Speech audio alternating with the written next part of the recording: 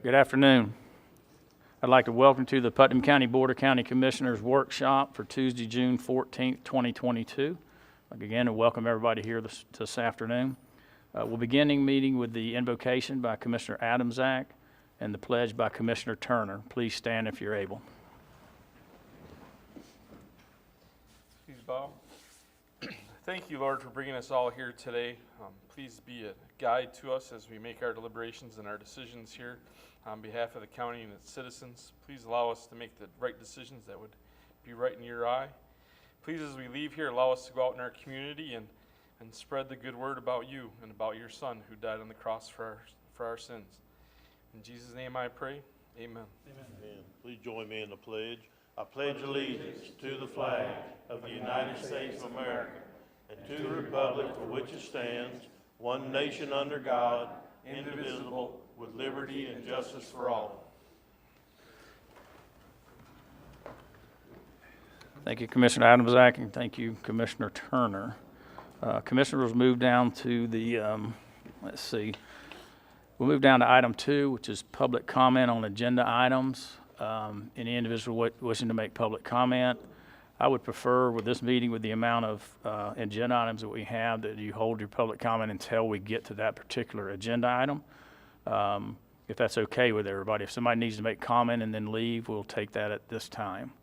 We'd like for you to fill out a blue card, which are at the entrance and the exit of the room, and give them to Ashley Beard, our clerk to board, over here to the left of me. Okay, we'll move down to Port Authority. So I will recess the Board of County Commissioners meeting and adjourn the Port Authority workshop.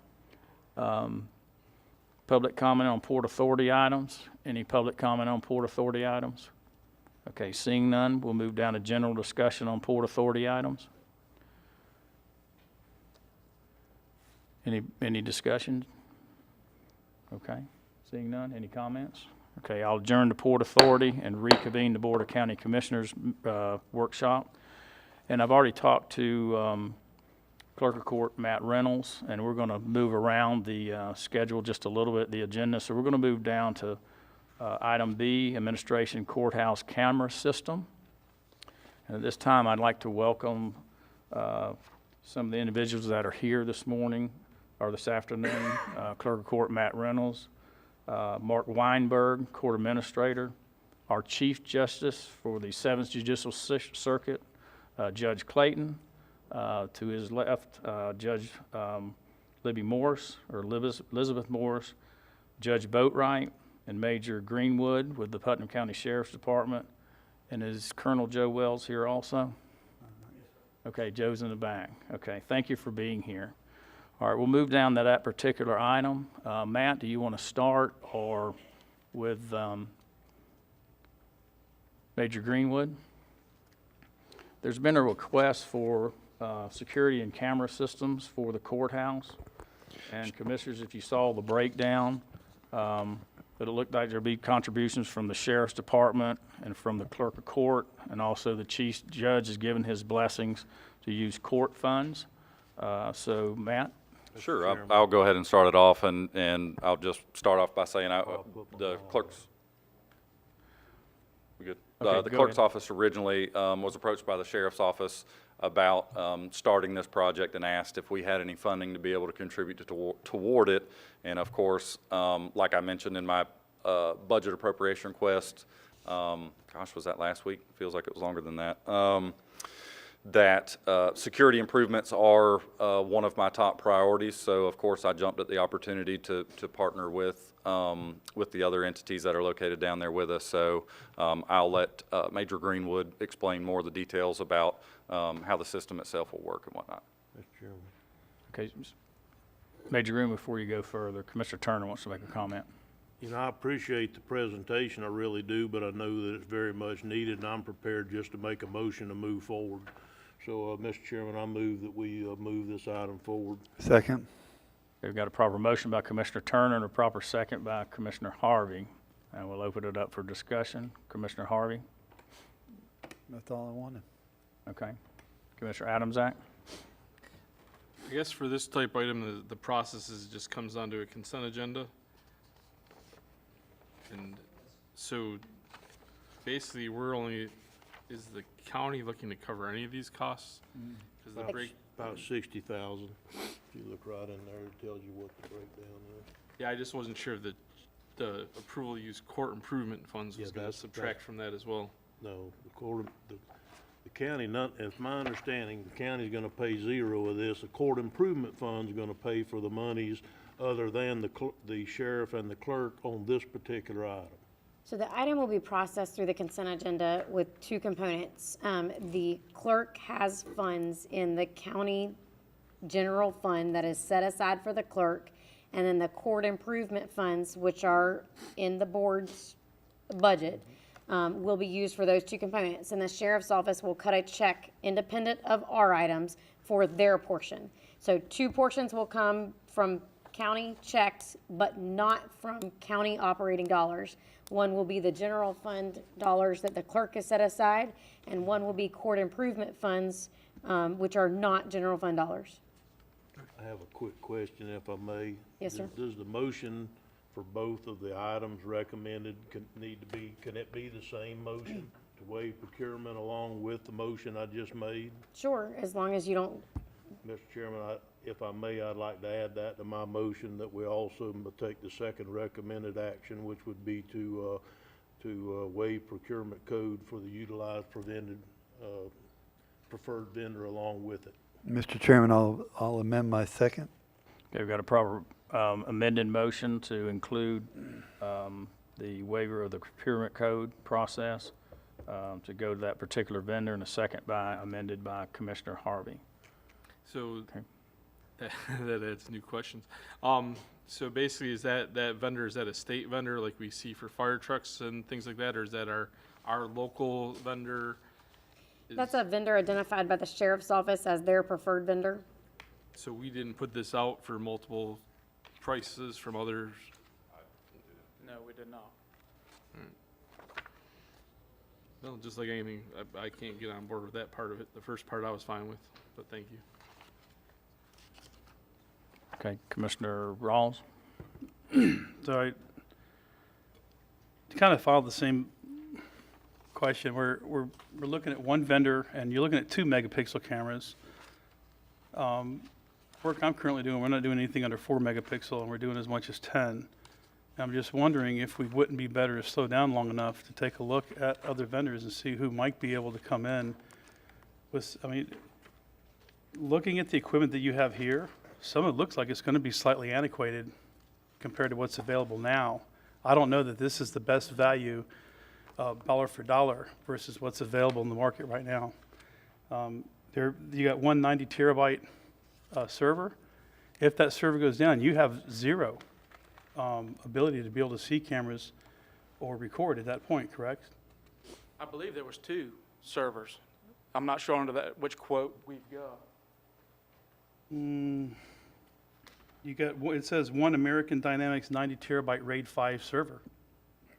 Well, I think what it's going to go back to is we've selected this vendor also for our jail and sheriff's office improvements. So there's going to be 2 of these same servers at the sheriff's office for our jail project. This is the vendor we're using, and that's one reason why we selected for this project, because we will be in charge of public records, and we're going to use this vendor in the jail and at the sheriff's office, and they'll be working together, both of these. So are you going to house the equipment at the courthouse or at the jail? But this one server is going to be at the courthouse, and we're going to have 2 more at the sheriff's office. So you'll have redundancy that'll, you'll be able to record at the jail, and you're simultaneously recording off-site at the jail itself. Correct. And we'll be able to review all of it from both places. So we'll be able to monitor. So you can log in and review it, I understand that, but I guess my concern is you've got one piece of equipment at the courthouse. I would really have to see how they're structuring this and wiring it to really wrap my head around what you're saying. But normally what I would think we would have is multiple, like NVRs with multiple drives with a lot of redundancy. Well, the current problem we're having at the courthouse now is there's multiple little hard drives in different places in the courthouse that are so outdated that Right. half of them I'm aren't talking working. about network. NVRs are network video recorders. So, Matt, you're a network guy, I'll ask you. Have you looked at this in any way, shape, fashion, or form to see how this coincides with the network and how we're going to be able to access it in and out? Not in depth, but I've had my chief information officer, he's been involved with the vendor and has been talking with them, and I know that county IT has also been involved because they had to assess whether there was ample bandwidth through open fiber channels between the buildings that we have down there, and county IT had to verify that just a couple weeks ago. So I know that they have been in discussions with that. I haven't been down that far in the weeds in it, no, sir. I guess I just want to make sure you guys address my concern, which is if you lose data in the courthouse and that one server goes down, what is our backup plan?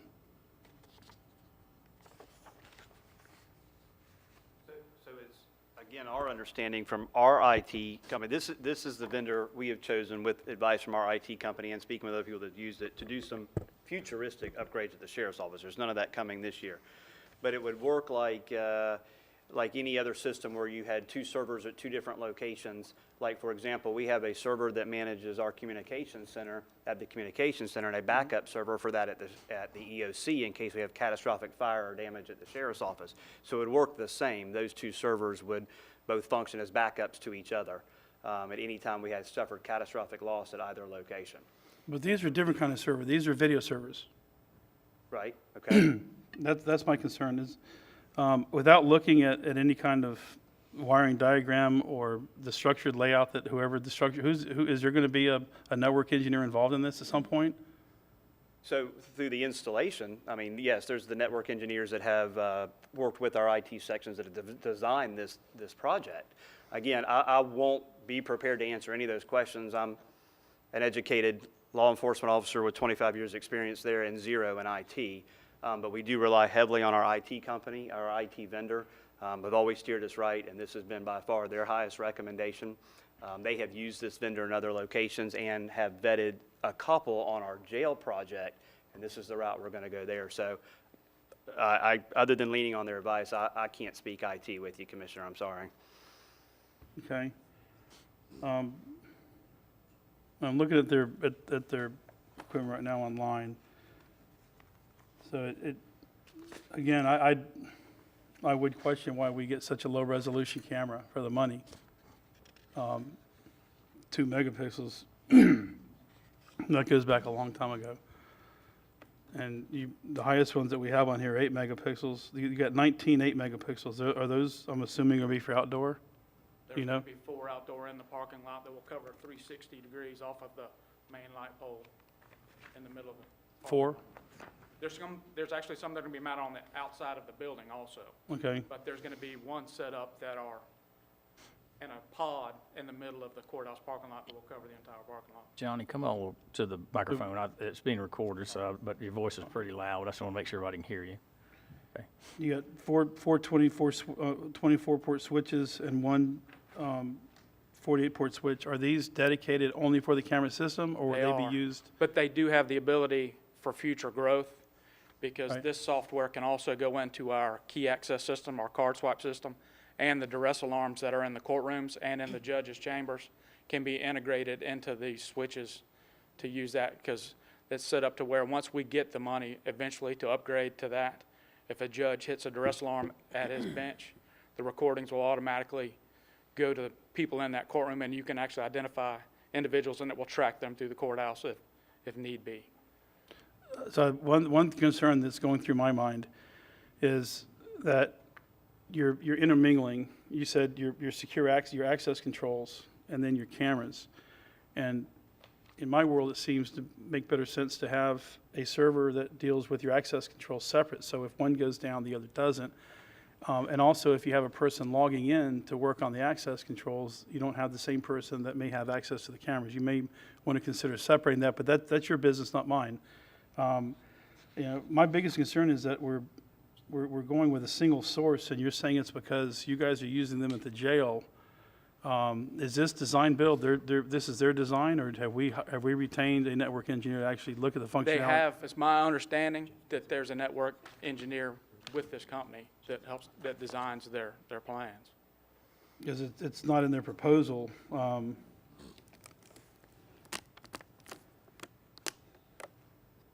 I don't, it's,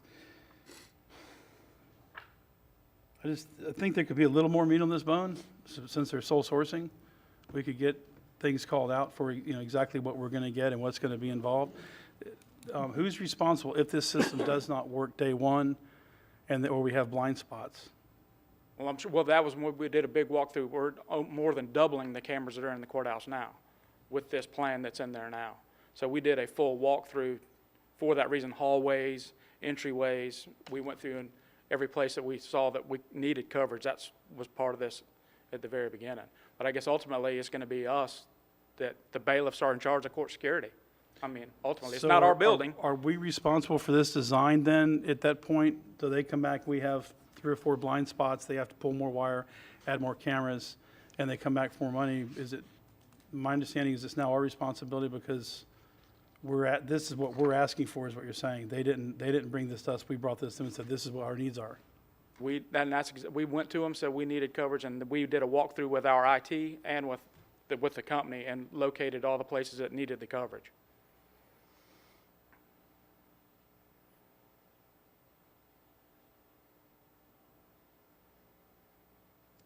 I'd like to hear from the rest of the courthouse staff, I guess, and, I'll express my concerns, I'll vote for this, but my concerns is we're designing this, we're telling them what we need, and then we're responsible for the outcome. It just seems to me like if we would slow down long enough, bring a network engineer, let them come in and tell us what we really truly need, and then not just get us through the 2022, 2023 years, but actually push us out 6 or 10 years, so we're not buying old antiquated. Maybe we take a I look truly at think buying this is going something. to get us a lot farther than where we are. I mean, we're operating now on 20-year-old cameras. It gives me no comfort to hear I that. get it, but this is a gigantic step forward. $180, almost $200,000. What's the difference between 200 and 250 if we were to get something that's going to last us twice as long or give us more security? That's my question. This is a lot of money. I understand. This is not a little bit of money. So it doesn't do me any good to hear, well, this is better than we have. No, I understand.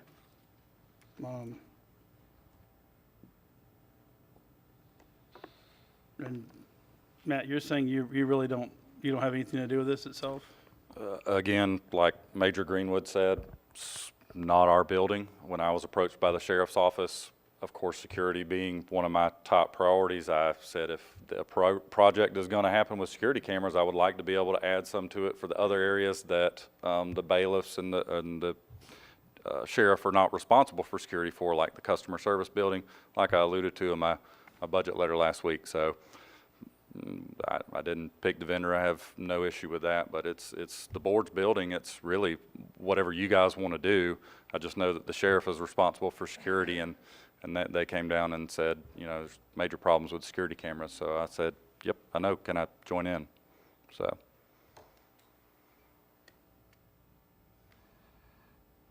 Okay, Commissioner Rawls, I move to I'm good for now. Commissioner Harvey. Thank you, Mr. Chairman. Mr. Greenwood, I appreciate the hard work on this. I'm sure that security is of the utmost importance. I support this wholeheartedly, decisions you made.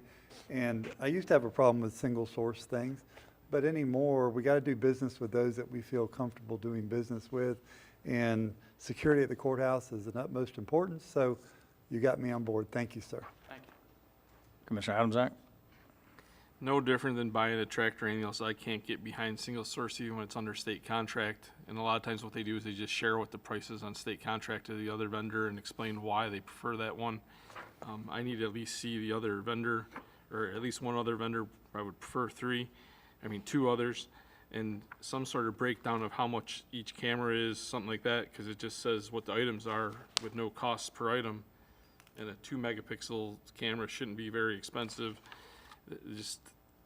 I'd like to see how the numbers add up. So I can't get there get into the consent agenda where we could have this discussion, but when he added to waive procurement, I can't get there with the waive procurement at this time without some more information.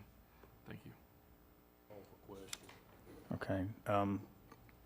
Major Greenwood, you have put this together. Do you feel comfortable with this system that will take care of the court's needs and the security that sheriff's office has to provide for the next, how many years?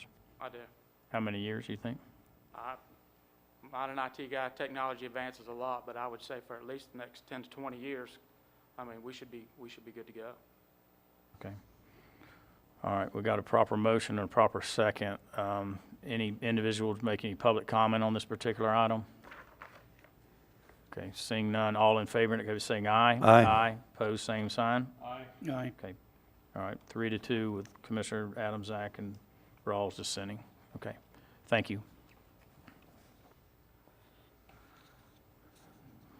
Okay, we'll move down to item C, which will be our second item, and it's administration, courthouse HVAC system replacement. I believe it's the chiller units. Julianne, you want to make some comments? Yes, sir, I will. The agenda item before you is for the main chiller system, HVAC system. The chiller in the main courthouse is failing, and it is no longer financially prudent to continue to repair it. And we are at a point where we have reached out to get a budgetary estimate. The estimate came back at roughly 116, so we're asking for a max not to exceed allowance of 120,000. This would go through a normal procurement process. The chillers do have a 35-week lead time, so in the interim, we will continue to make emergency repairs to keep the courthouse air up and running, but we do want to go ahead and act on this, given the lead time in the industry. Okay, all right, thank you, Julianne. Commissioner Turner? Thank you, Mr. Chairman. I know that usually in our workshops, we don't really take action, we discuss, and then we take it to the next meeting as a consent agenda, but in a lot of instances where we felt like time was a real factor, that we've waived that basically policy that the board has, and I think this is one of those instances because of the lead time on this, that we need to go ahead and waive it going to the next meeting and just and vote on it today to let them go ahead and start the procurement process, because that is going to take some time to go through the process. So, Mr. Chairman, if you'll allow me at this point, I'd like to make a motion that we approve this, and we approve it to move forward today and not just go to the consent agenda. Second. Okay, we've got a proper motion by Commissioner Turner and a proper second by Commissioner Adamsack. Okay, any other comments from the commissioners? Okay, we got a proper motion, proper second. Any individuals making public comment on this particular item? Okay. Seeing none, all in favor, go saying aye. Aye. Pose same sign. Aye. Okay. All right, 4-1 with Commissioner Rawls dissenting. Okay. Okay. Thank you very much. We got those two items taken care of, and Do we need to rise when they leave the room? I don't know if they're going to leave. So I do want to thank Chief Judge Clayton for being here and authorizing the funds through the court system. And, sir? I had my light on when you called for the vote. Oh, I'm sorry.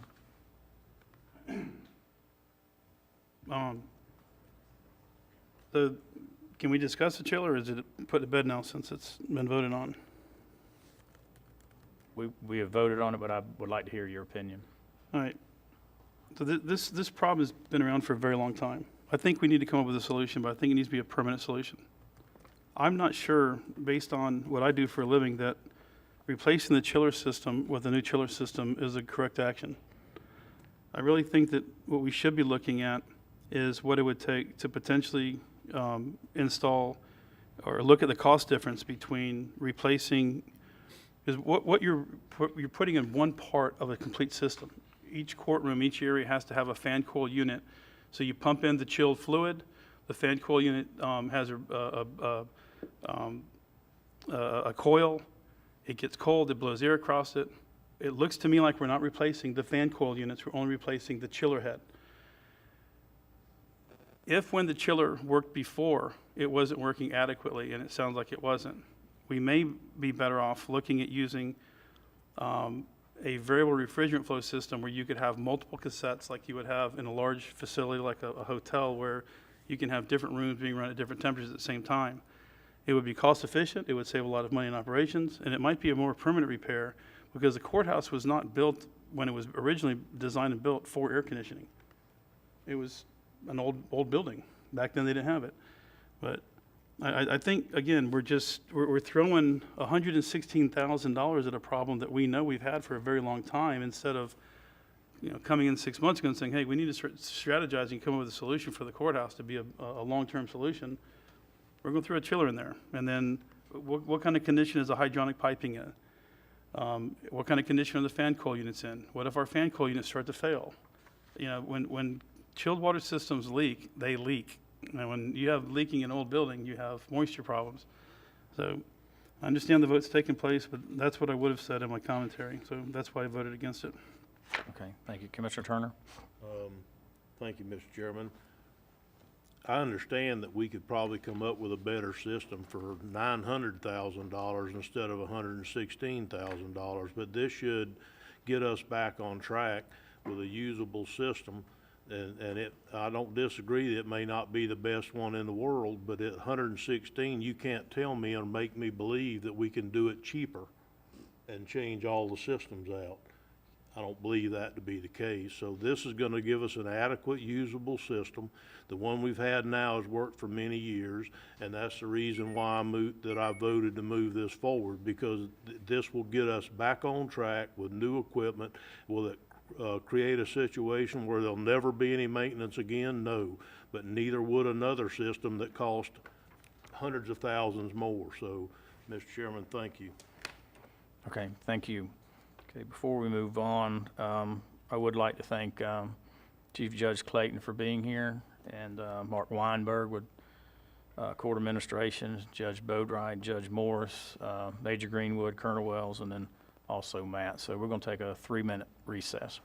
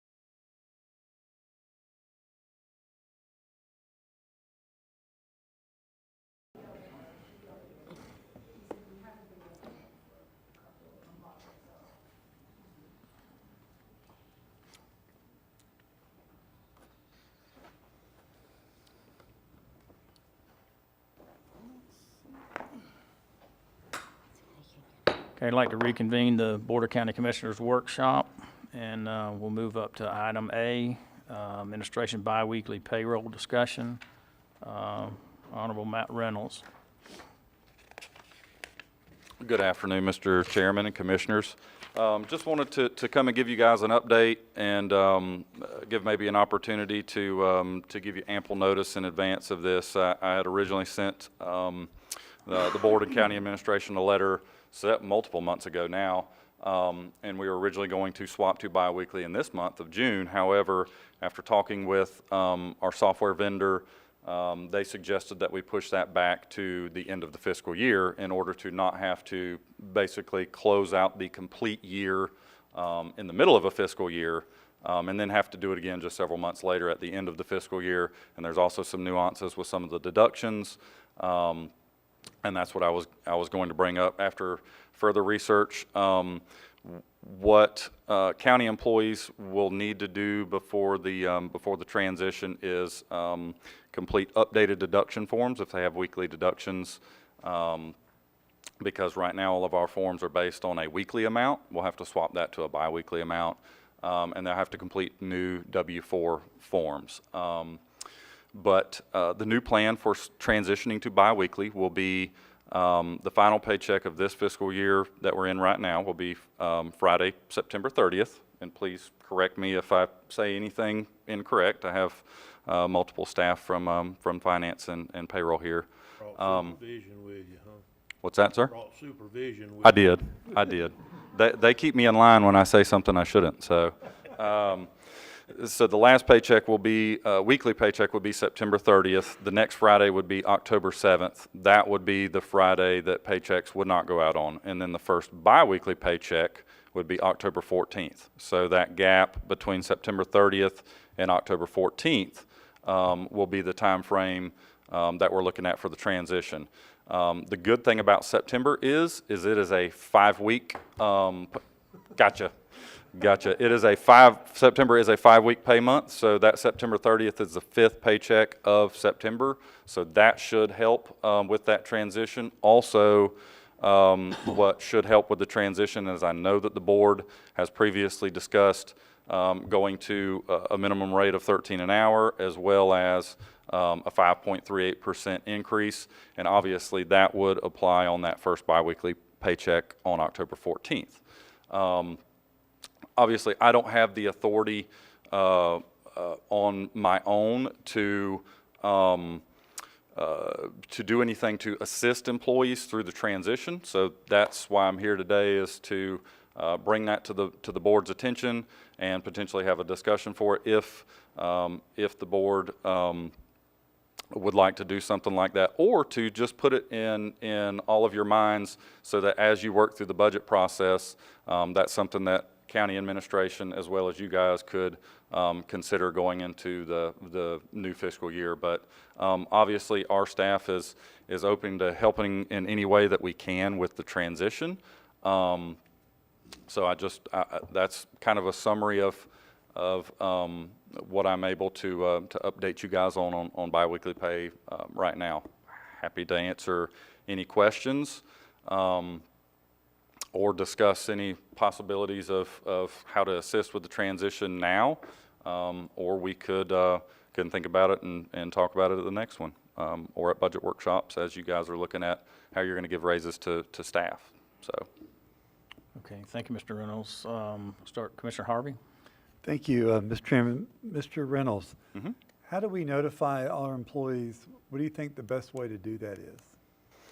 That'll be something that I think from both ends of the table, we can obviously try to help notify county employees. I know that county HR, we had that's something I failed to mention. We did have an internal meeting with county HR staff, other county staff, my staff, IT staff involved in that several weeks ago, and kind of discussed all of the different little nuances on how to do that.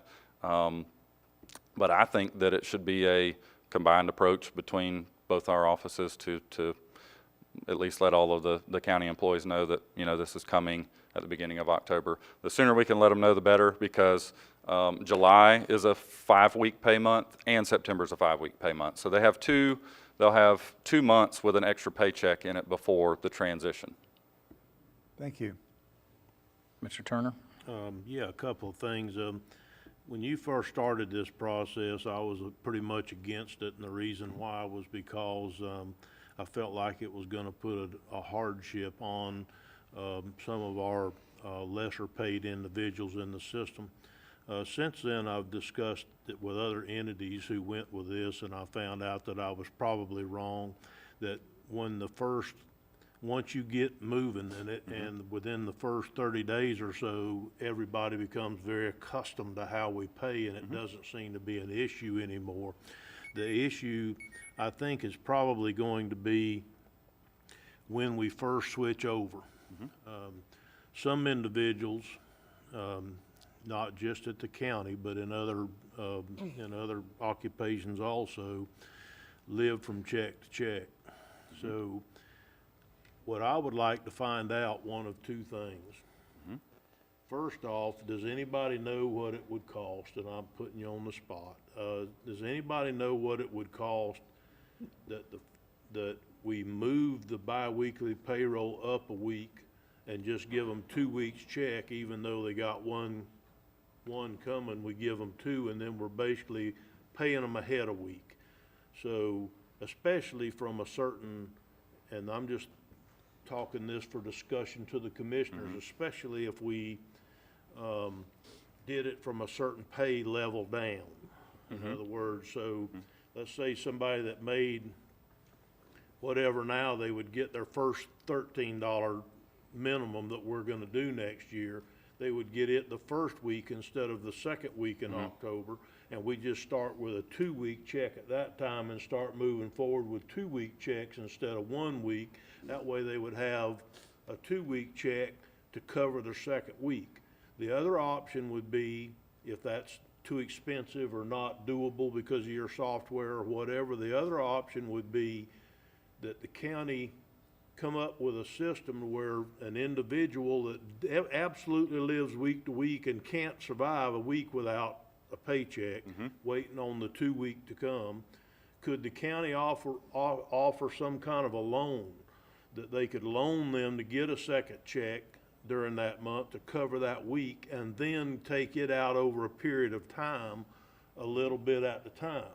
So I think we need to do something for the lower paid individuals within the system. I really do. The people that it's gonna hurt the worst, you know, it's not gonna hurt somebody at a certain level, That's but right. if they know the check's coming next week, they just wait an extra week and they get all the money from the 2 weeks plus their 5.38% if they're above Yes, sir. $13, or if they're making They go to 13. 12 now and it goes to 13, you know, and then it may be if they know it's coming and that they can get prepared or what have you, it may not be an issue, but for a few individuals, I just would like to have some kind of a buffer in there where we don't make them suffer for a week. Yes, sir. And I think you could do it either through a loan or either by moving it up a week or what. There's other things that we could do here. And I just throwing these out for discussion by the board and see what other board members seem to think. Thank you, Mr. Chairman. Julianne, do you have a comment? Yeah, just to answer one of your first questions, we did run the numbers on what a weekly payroll cycle would be, net all the benefits, so minus anything that wouldn't be required in a wage. So FICA obviously included, but insurance not. And it's roughly for 1 week's payroll, our portion, employee portion and employer portion is just under $350. 350,000 Yes, sir. a week. Yes, sir, across all funds. Everybody. Made the hair on the back of my damn neck stand up.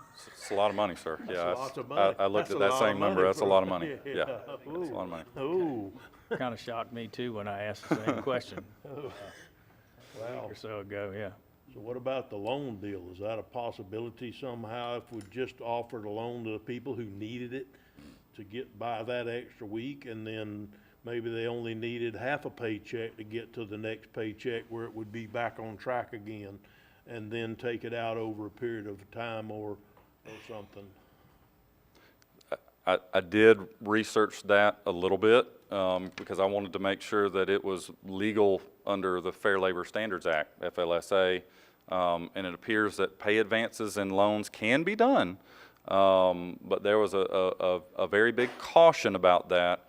The caution being that every employee who participated in it would have to sign a promissory note that is exactly like what a bank would do. They recommended that the county act almost exactly like a bank if they were to do that. Obviously, the county wouldn't have to charge interest, but the other caveat to doing a loan that way would we would have to ensure that on the deduction portion, when we're taking the money back, if we do advance, it's kind of like a pay advance loan, that we make sure that their minimum wage for each pay period does not fall below the minimum federal wage, which is still $7.25 an hour right now. So that's extremely low, but that is the one thing that by law we would have to do, and we'd have to make sure that each paycheck there on out, their hours balance out to at least $7.25 or greater. The reason I wanted to have this discussion today was for these kind of, what we're talking about, to have this kind of knowledge. So do you think that maybe it would be to the advantage for us to maybe come up with a third-party vendor that would agree to get involved in this for somebody that was in dire straits or needed it just for enough to get through, or are we getting too far into somebody's personal life by trying to come up with that? I just don't know. That third party is going to charge that employee interest as well. They're not going to do it for free. This part of the staff, this part of the house is going to caution you against a loan structure for a number of reasons. But we would need considerable communication on the implications of that and the logistics to implement such, and the caveats that the board would need to take if an employee on the day after they receive that loan terminated employment. To what extent are you going to collect those taxpayer dollars from that employee who now is severed employment with you? So, I'm talking about the third party doing it, then they would be obligated to the third party if we ended up doing that instead of doing it in-house. And I that's just needed all this discussion. Yes, sir. I needed it in front of the board, or I was wasting everybody's time. And that's why I wanted to put it on this workshop so that we could have this sort of discussion. Julianne is absolutely right. That is what that precaution was for, that they said, because if somebody did get a pay advance that was larger than their weekly paycheck that they were going to receive next time, the only way to enforce that in court through civil action would be if they had signed a promissory note. You could take them to court, small claims court, to try to get the county money back.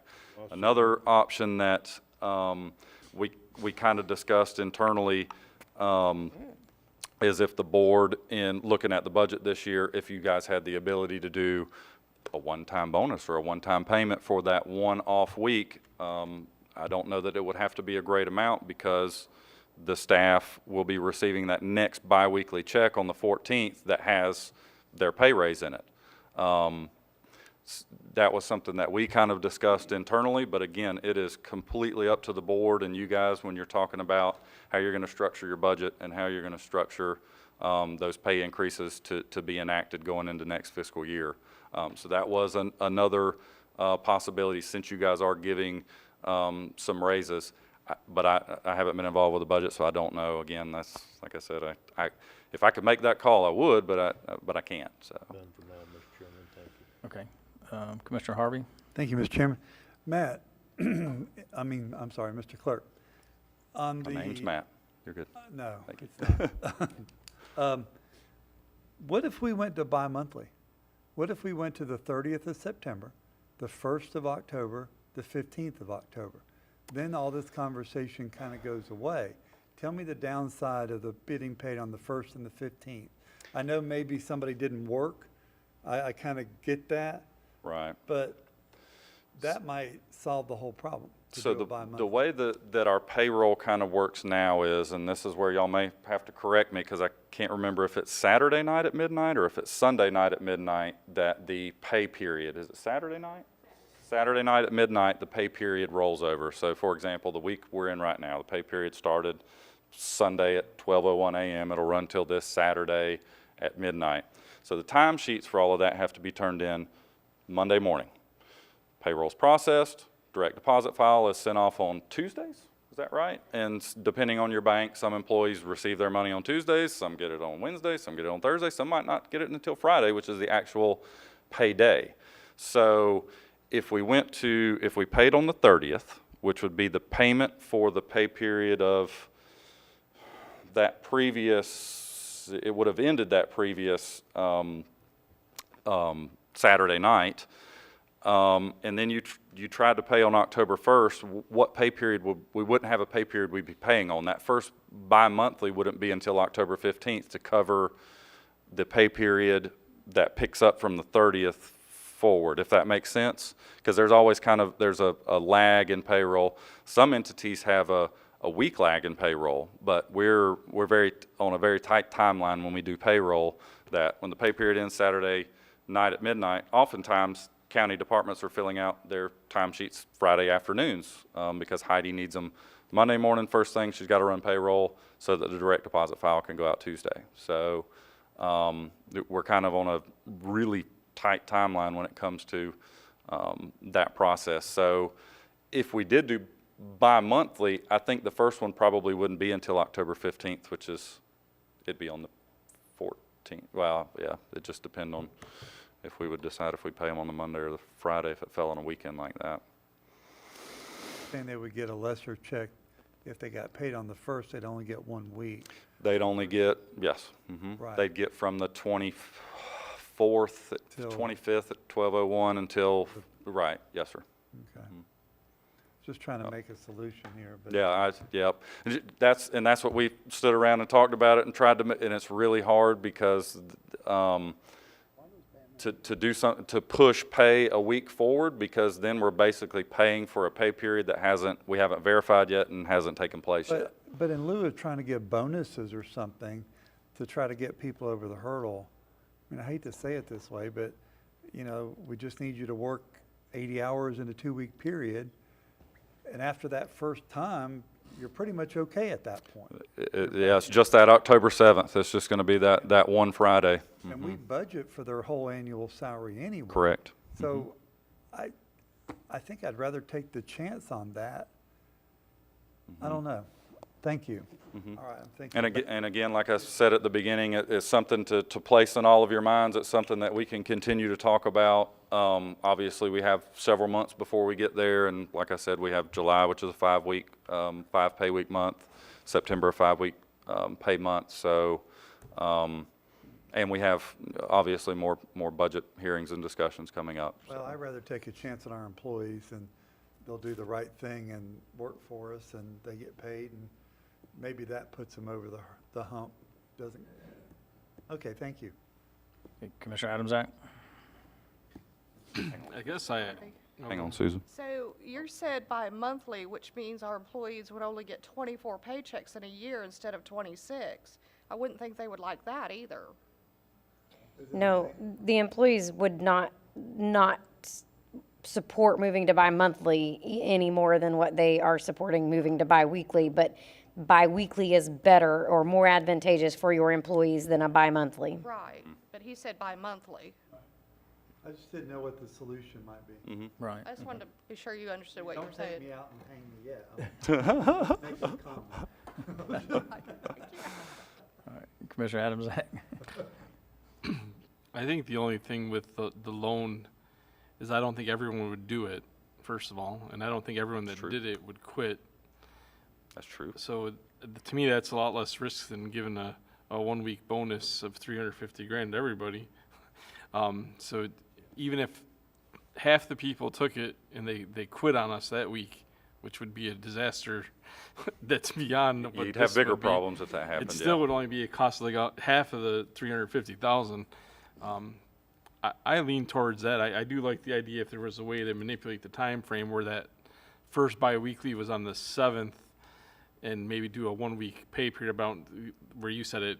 Yeah, with the the fiscal timing will year, get, they we'd still have kinda- to do some sort of deduction longer term Yeah. to get that week back. that we advance. But I like what Mr. Turner said about that, just because it's the first week of the month, and our fiscal year happens to end where the first week of the month is a pay period, where you'd skip it if you bi-weekly right at that point. I'd love to see if we could start the bi-weekly on the 7th, just because it is the first pay period. And I do like the fact that we are giving a raise right there to everybody. We are at, like you said, a 5-week pay period, 5 weeks in a month, the month prior. That should alleviate a little bit of it. And the fact that their last paycheck in September is literally the last day of September. They really could be looked at as the first day of the month paycheck. I think the timing of this works out where I don't think it's going to have as much impact as it might any other time of the year, Right. of any other year. So I'm almost for just letting it fly with the option of a loan to a few employees that would ask for it and go from there. And if we lose out on, I agree with having the promissory note, but if 6 people get that $500 check or whatever it is and they quit, that's less than $350,000 for the whole staff for a week's pay, so. Okay, Commissioner Rawls? You know, we get a lot of employees that are making less than $13 an hour. And inflation is just killing them right now. I don't know if it really matters when you make the adjustment. It's going to be painful no matter what, because their spendability is decreased every single day, it seems like. I'm trying to wrap my head around the concept of the 7th, though. If you go to the 7th, then their next paycheck is the 21st, and then the 4th of November. Is that correct? Just And rolling actually, we'd have just to. rolling every 2 Didn't we weeks. talk about that, Heidi, and it would end up, they'd get an extra paycheck in the fiscal year if we did it a week early, I think. So it would, yeah, so we'd also have to like find another week somewhere in the year where it'd be like 2 weeks before they got another biweekly. So we kind of bounced that idea around and we're like, that might not be the greatest thing either, because it would just throw that timing off all year. I'm just trying to put myself in their position because if they're living week to week, paycheck to paycheck, literally, and even if you push them to $13 an hour, the state's minimum wage went to 15. Everybody else is already at 15. So I don't know that there's going to be a point in time where we're going to be able to do anything for anybody that's going to prevent the pain that this is going to cause. I think it's the right thing to do for the taxpayers. I think it's the right thing to do for your staff. I had a conversation about, the person that wants to go take off and go on vacation for a week and, the resource that you lose. So it would give that, you'd have a little bit of time where if you did lose somebody for whatever reason, for an illness, you would have time in between to be able to recoup that. But the loans are going to require service, and we don't have the staff to do that. And I don't even know if the loan is going to get them where they need to be. So if I understand this correctly, they'll get a paycheck on the last day of September, and then the 7th of October. It would be the 14th, would be the first biweekly, and it would be basically 2 weekly checks together just on the 14th. Paul just said the 7th. That's if we moved it up a week, but in order to go to biweekly and have those first 2 pay periods, it'd have to be on October 14th. So then they would not get a check on the 7th. The 7th would be the first week that they would be without like a normal, regular weekly paycheck. They would I just think get it that's- 7 I think days that's gonna later hurt a on the lot of our 14th. employees. I think that's going to hurt a lot of our employees. If they're budgeting week to week, they're not going to have the resources and the funds to get necessarily all the way to the 14th. I think we need to have a conversation at the department level with all the employees and maybe have another conversation about this in the future. It sure would be fun to hear from some of the employees themselves. I think we should be able to give them the opportunity to come in and see what the impact's going to be, because they'll know better than us. Sure. I know I've had employees in the past that made car payments every week. Yep. Mr. Turner? One of the reasons I wanted to have this conversation this early is to make sure that we can come up with the principle that we need to do this. I was hoping we could come up at some point with some kind of a loan, some kind of something that would make it easier for some of the people, because the last thing I want to do, this commissioner wants to do, is hurt anybody by doing this. But by the same token, it's necessary, because if we don't, it's gonna cost a lot of money to continue under the same system that we're continuing under. We've had that conversation on TV before, so, I think this is something that we need to do. And I think the key to it, absolute key to it, is notification and education of the employees as early as we possibly can, and continually doing it we need to put a note Every in week. every paycheck, Every or week. at least every Yes, sir. other paycheck. We need to put a note in there in red Yep. letters that says, come October 7th, you're not gonna get a check, but you're gonna get double check on the Yeah. 14th. You'll get your 7th, the paycheck from the 7th on the 14th, and you'll also get the Understand. paycheck for the 14th. But yes, yes, sir. Give them plenty of notice. We don't wanna wait until the middle of September and tell them, okay, Oh, yeah. by the way, October 7th, you're not gonna get a check. We're gonna cripple some people.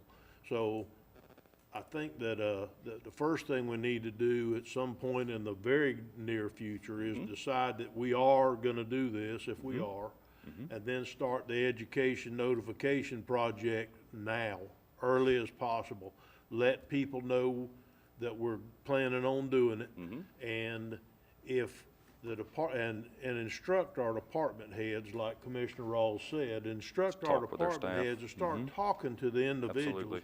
And if one of them says, look, I can't make it 2 weeks, I can't make it 2 weeks, I pay my rent weekly. I mean, you believe that happens? I know. in today's world. I pay my rent Absolutely. weekly. So if you don't give me a paycheck on Thursday, I'm gonna Be have to sleep homeless. in my car for the next week until I can pay rent again. So if that turns out that we have individuals that work for the county that's gonna cripple, then this commissioner is gonna try his best to come up with a program. And if that means that it inconveniences our staff, I truly am sorry. But I'm telling you, this commissioner is gonna try not to cripple people over that week's work.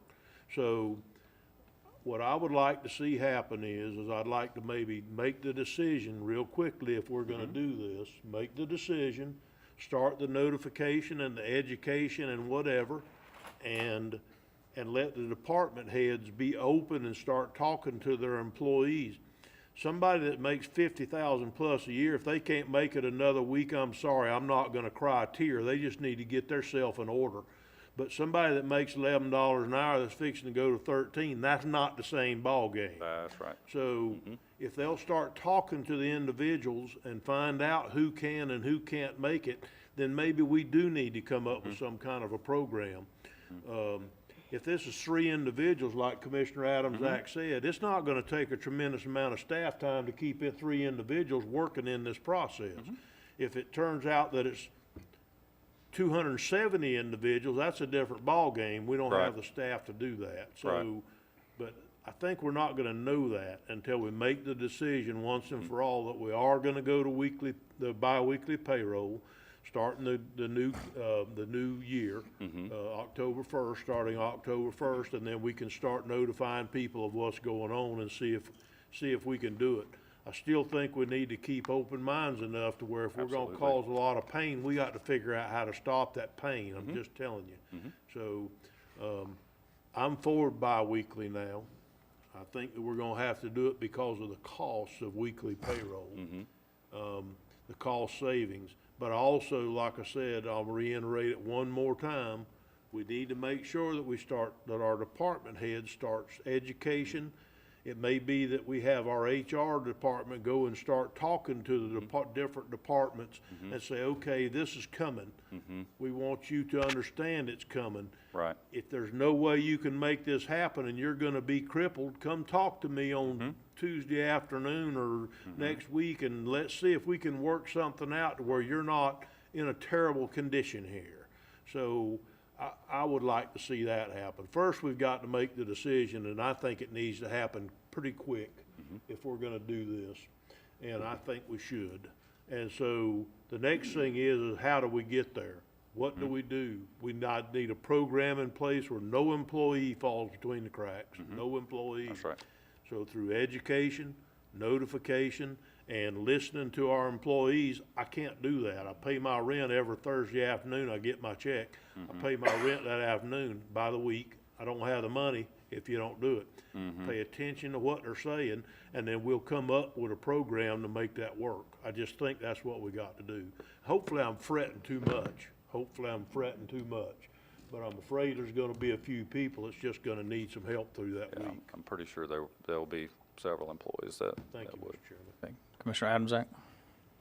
What's the savings again for going to biweekly? Well, in last year's Approximate. budget request, I requested, well, I didn't request an additional position. In order to stay on biweekly, I stated we would need an additional position in the finance department.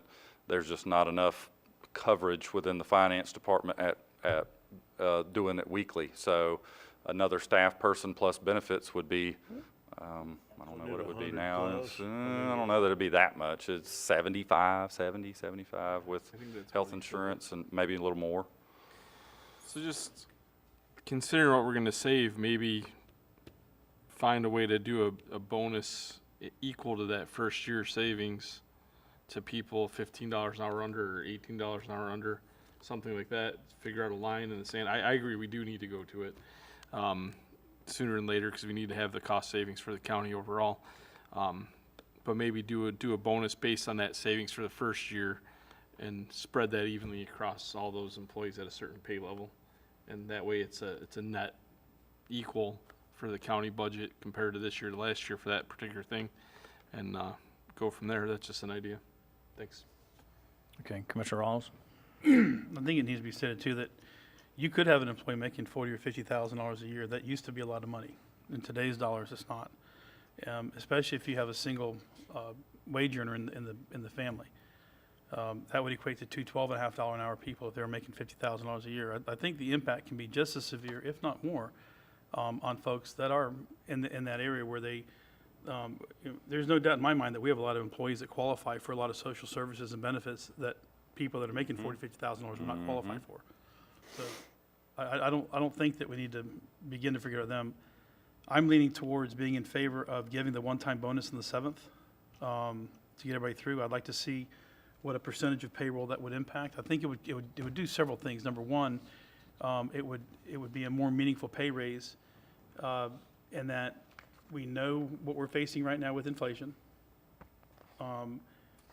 I saw a news article last night that said that we're going to probably tip $6.50 a gallon in Florida by the end of the summer, and 6.5% inflation. So that this is really going to have a significant impact. So whatever pay raises that we're giving, anybody north of $13 an hour is getting 5.5% or less. That's not going to cover what they're eating. So I'd like to see what that $350,000 looks like as against the total payroll in a percentage. Is it 1%? I mean, I guess I could multiply 350 times 52 and answer my own question.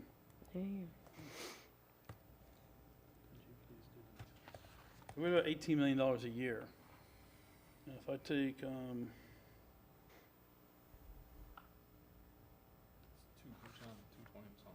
1.9, yep. So, Well, Commissioner, I'm sorry. look good. It sounds like there's a lot of different ideas, and it may be useful if you guys want me to run a number of scenarios while we were sitting here. I gave you the number of just if we ran a flat week's payroll. An additional idea that we may have is that if we took just the wage earning of a $13 an hour person, multiplied that times 37 and a half hours, which is what our average work week is, you're roughly getting a $500 wage check. Now, don't worry about insurance for a hot second.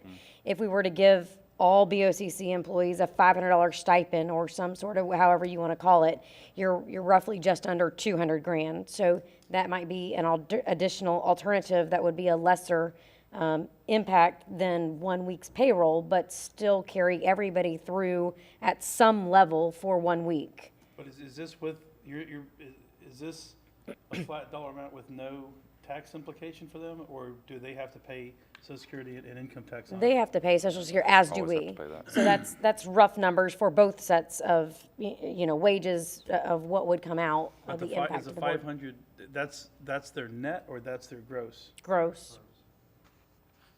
And what do you think,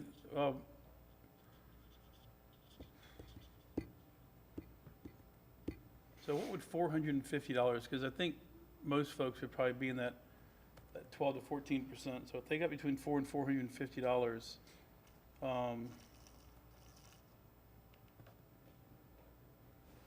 that's a $10 an hour net.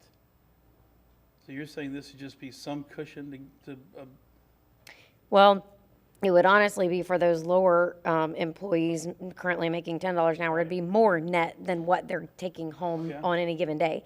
So what I'm saying is, yes, sir, it would just allow a little bit of a cushion for all employees to carry them through, because what we have had multiple meetings as department heads and executive directors, and what we're finding is not the minority, but the majority of all of our employees are living paycheck to paycheck. That's how they've been. That's the point. So what I'm talking is the people that are making $20, $22, $24 an hour.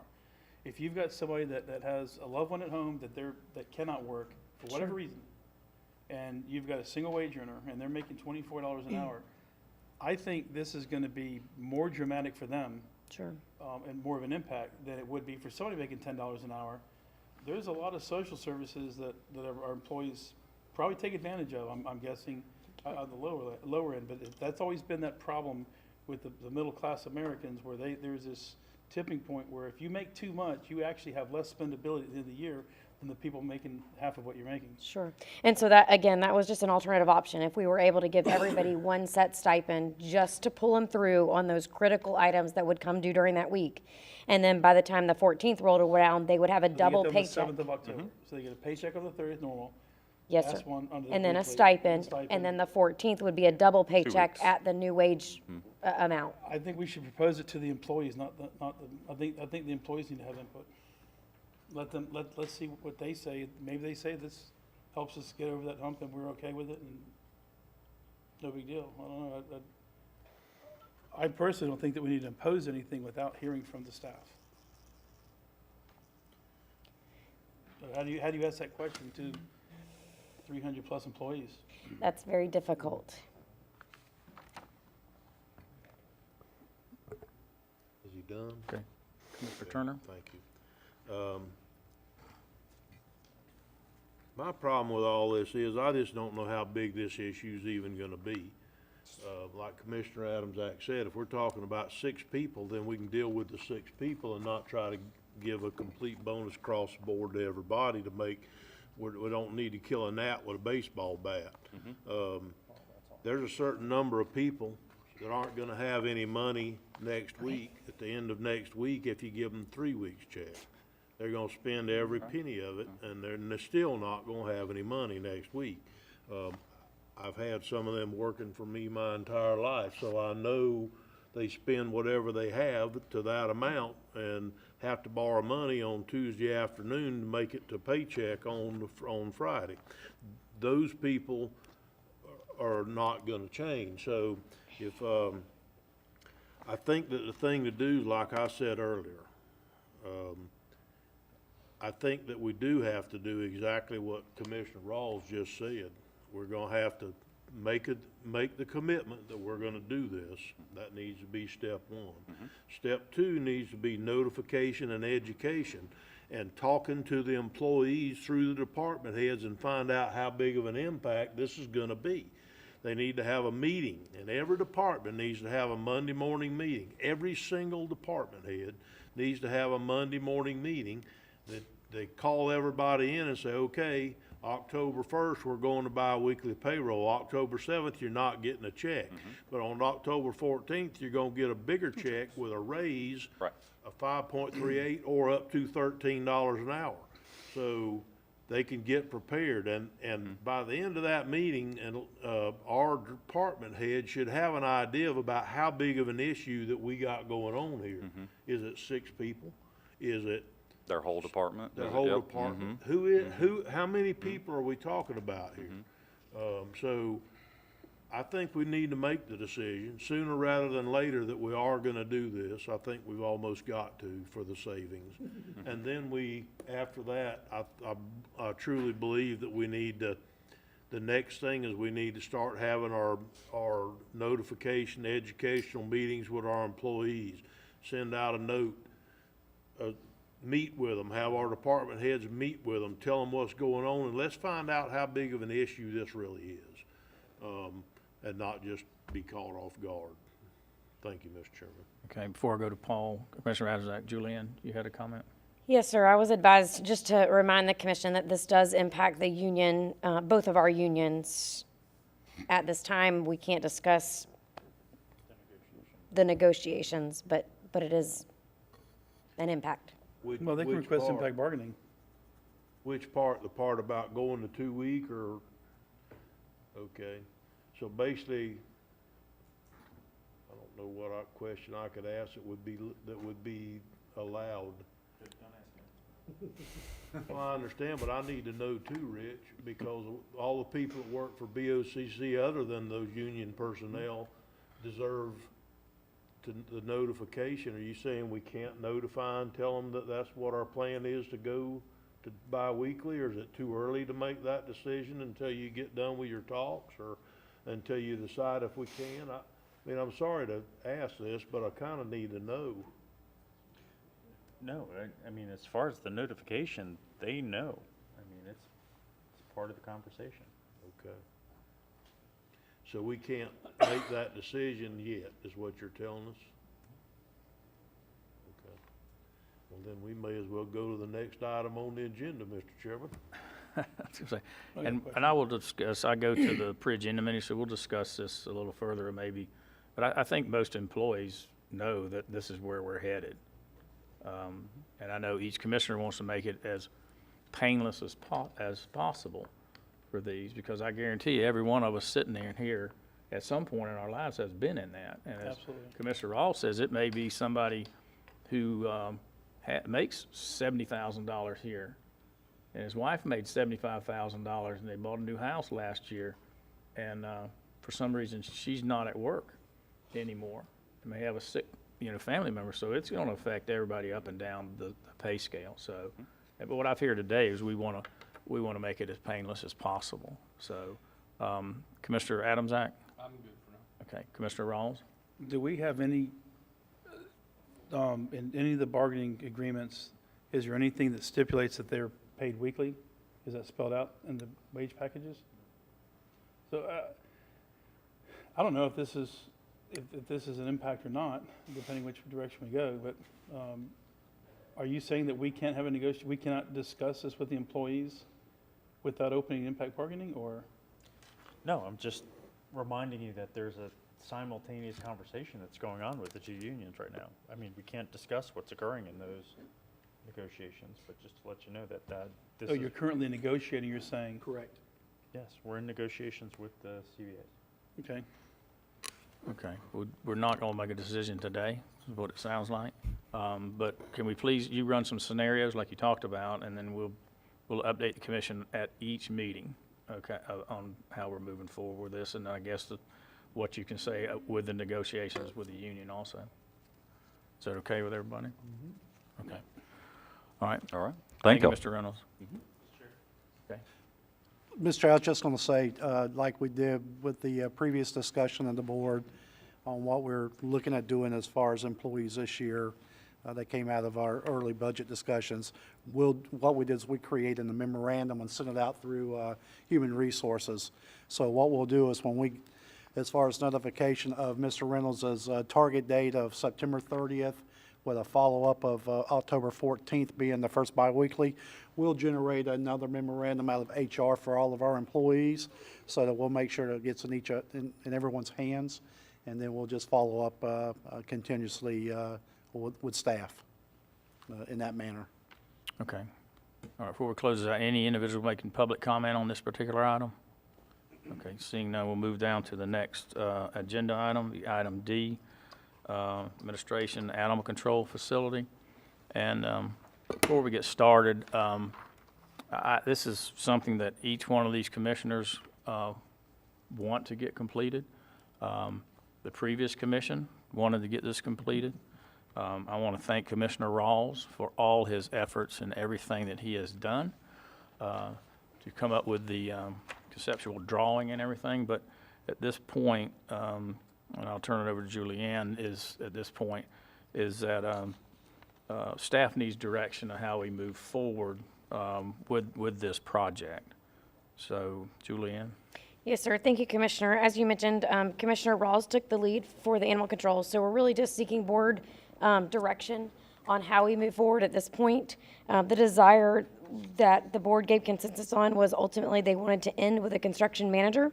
We do have a conceptual set of plans at this time, but not a set of plans that are complete enough to procure the construction manager. So we have a couple of different options that we can bring before you. I'm sorry, I'm losing my voice too. But we did release our normal annual continuing services for architectural and engineering services, and we did award those at the May 24th board meeting. So that's a viable option. We can do a standalone RFQ. That's a viable option. We can entertain a lot of different viable options. We just need direction from the board at this point, how you want to move this project to the next stage. Okay. Commissioner Rawls? Okay, so there's a lot of misunderstanding, misconception, I don't know. Just, a construction manager can be hired, and we discussed this back in January, to come in, and what they would do is they would finish up the process. They would get with the staff and decide what windows are going to go in here. Are they going to be aluminum storefront like we have here? We're going to buy something off the shelf from Home Depot or Lowe's. Whatever it is, the construction manager discusses that with the county, decides what our appetite for it is, and then they pick that. These plans, as pointed out by Mr. Siafi, are not ready to go to permitting because you're not complete.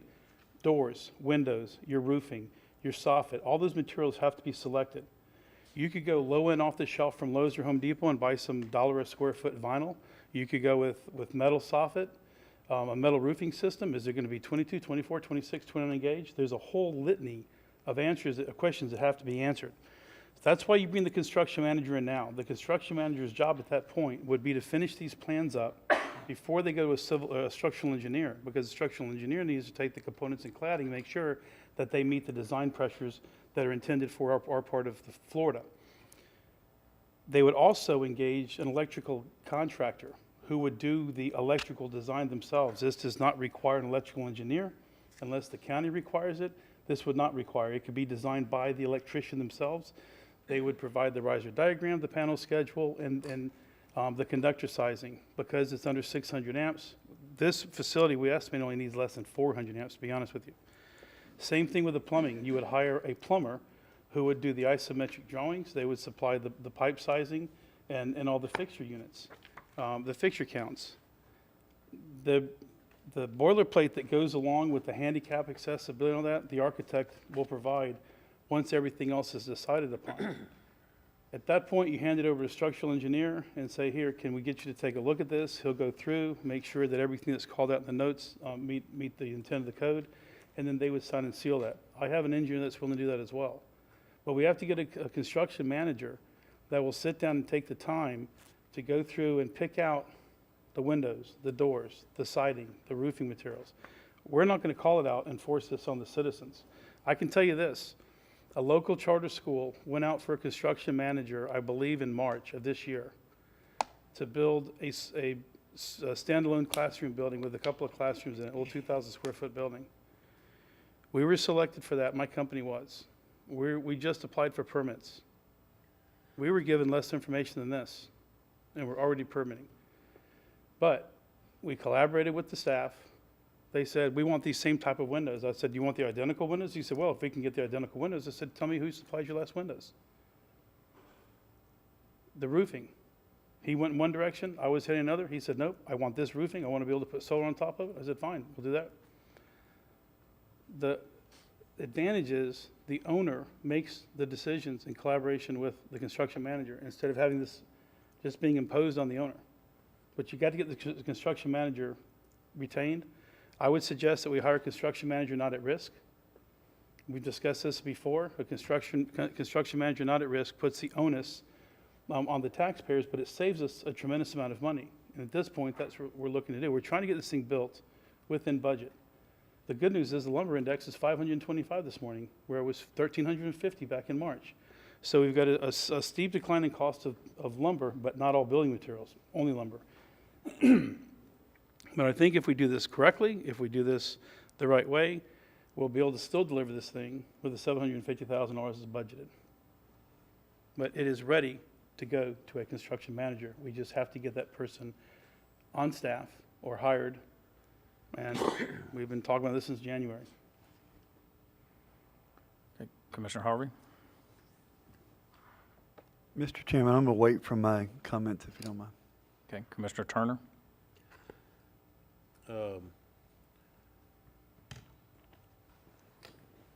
There's probably some merit to discussing maybe a design build, or and use this as a basis for design. But I don't think that the county should go out and hire a project manager. Jeff's calling it a construction manager, but it's basically a project manager, to come in. My problem is, who at the county is gonna make all these decisions? I'm not asking you, I'm just Okay. saying that's my problem. So, you have to have a point of contact, somebody that's gonna be in control, somebody that's gonna own the project. Do we put the director in charge of animal control and say, okay, build whatever you want? And then if he picks a window that we don't like, or a door that we don't like, or whatever, then we're gonna chastise him. And so, personally, I think what we need to do is we need to do because of statute, and what statute actually says, is that we either need to, if we want the architect that drew these plans to continue on, then we need to do a standalone RFQ for that architect if he will come in and give us a price on finishing up. It really wasn't that much that it needs doing. They basically need the energy forms and things like that. They're done by whoever's hired to do the air conditioning or whatever later on. The truss engineering comes from the truss manufacturers. It's that sort of thing. But somebody does have to do civil drawings and a site plan. They have to do it. The county's got to live by the same rules I have. That's just the way it is. And so, but as far as the different building materials, if somebody could, if the animal control committee would, I don't know who, but somebody, you can't do this by committee. I'm just flat telling you can't. Every time the county's tried that in the last 15 years, you can't do it by committee. You have to do it by some individuals in charge. We did a project before I was a commissioner, and they let everybody do it by committee, and it ended up being twice as much money as they had to spend.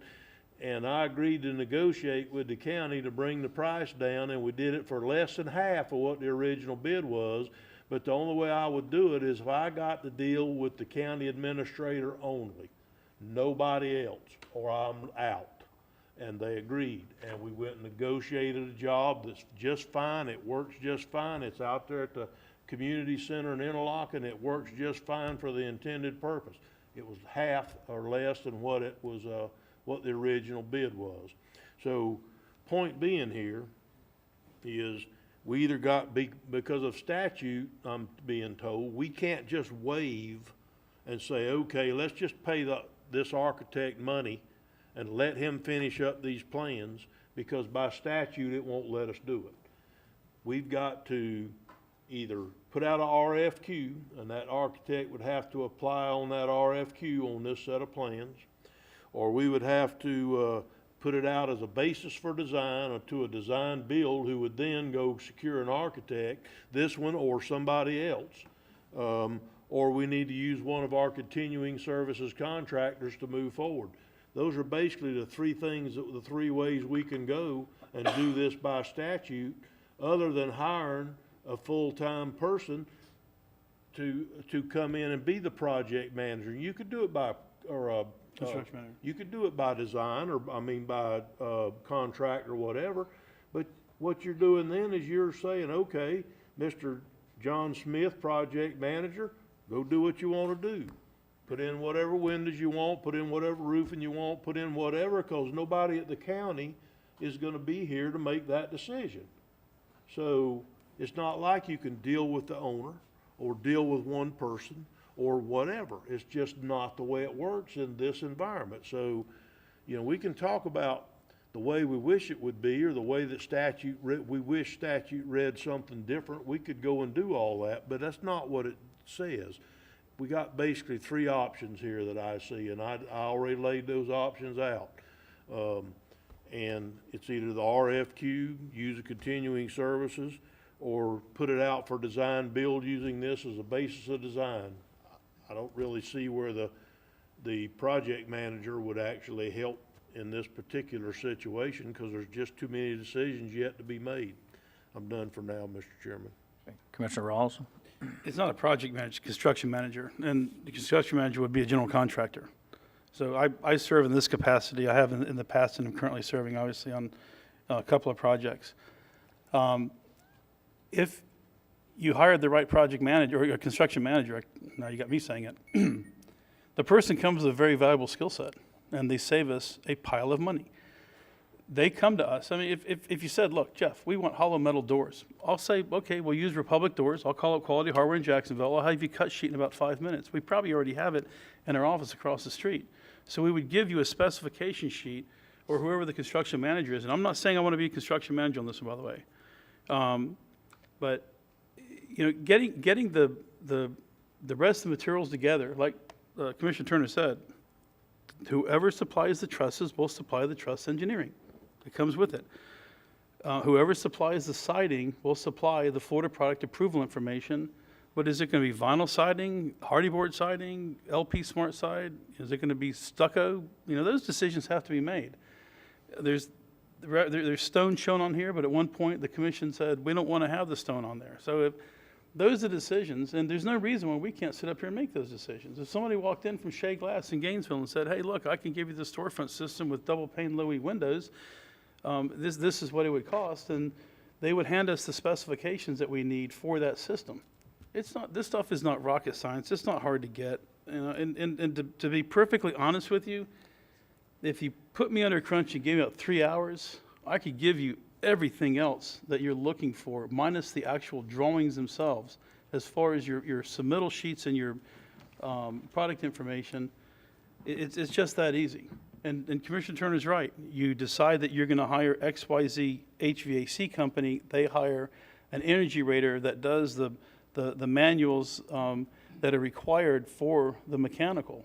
And that calls out what size system you have to use. All we get to choose is what brand of equipment we want to use.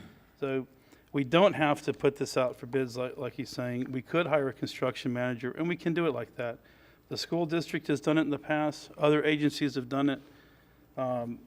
You know, so we just got to get that person on board. And it would benefit us to have a construction manager working for the county full-time that's willing to take on projects like this. Maybe they would have been useful to have on the courthouse for all we know. You know, instead of having to make a rush decision here at the end, we might have had somebody looking at this thing over the past 6 months. But, you know, it's the board's decision. We instructed staff to get a construction manager on board back in January. That's not happened. So I don't know why we're here today. You know, if this is somebody trying to thumb me in the eye, it's not going to work. So calling a dog's tail a leg doesn't make it a leg. Trying to thumb you anyway. Yeah, Jeff. No, I'm not talking about you. Mr. Rawls, I'm saying it. There's been, every time this has been, the public has asked about this, staff has no answers. They were told in January, go ahead and let's get a construction manager teed up. So where are we at with getting a construction manager? That's the question we should be asking right now. Commissioner Adamsack? I don't get the feeling that there's support at this time for construction manager. Although I would support it, I do like the idea of having an on-staff construction manager for all of our projects, but that's a separate thing from this. That's something that I think we should move towards as time goes. But at this point, we really need to move the animal control facility forward. And I think of the three things Mr. Turner said, design build sounds the most favorable to me of the three. I think that gives us a lot more flexibility and options, and potentially has the most likelihood that we save some money out of the deal. I don't know, I guess without hearing from the other commissioners, but I get the feel that construction managers just isn't going to happen. So I think design build would be the second best avenue to go, and I think we need to move it forward as soon as possible. And I really, when I got elected, I really thought we were going to break ground before the end of that first year, and we haven't. So it's amazing to me, but I guess, like Commissioner Turner said 1,000 times before I was here and since I've been here, the speed of government is something to be awed at. Thank you. Commissioner Turner? I've done construction management also quite frequently, but the difference is somebody has to be in control, and you can't do it by committee. It's never been successful if you try to do it by committee. So if you come in here, we can't even get through this conversation without a 30-minute conversation. If we tried to have a conversation about every color we wanted it painted, every type window that wanted to go in there, the cost of every type window, what kind of siding you wanted, what kind of pins you wanted, I'm talking about the whole conversation from start to finish on this project, we'd be in here 3.5 weeks and wouldn't be done. Because I don't know that we could all agree on every issue that went through the thing. So I don't see how a construction manager is gonna work unless we designate one individual to make all these decisions. I just don't see how it's gonna work. Somebody's got to be in total control and charge, or the construction manager thing's not gonna work. When the school tried it for a while, when they had Scott and that sort of thing, and they were doing that, Scott was 99% in control. He got to pick the colors, he got to do everything. He might ask a teacher here and there for their opinion or whatever, then he did what he wanted to anyhow, rather they said it. And that's just the way it is. I did work with him, I understand, that's just the way it is. Nobody wants us to move forward any worse than I do. It's been going on the whole time I've been here, and I've been here 4.5 years, and I understand that it was carried over 3 or 4 years before I ever got here. So I understand this is going on. You know, I want to join Chairman Pickens in commending Commissioner Rawls on getting it to the point it's at now, because we do. We have a solid basis for design, a conceptual set of plan, something that we want to move forward with from this point forward. I believe that we need to make the decision to either, I think we should just go ahead and get one to use this basis for design and either hire a design build firm, put it on the street for design build not to exceed, let them come in here, this is our basis for design. That's a solid basis for design. Do what? Well, not necessarily.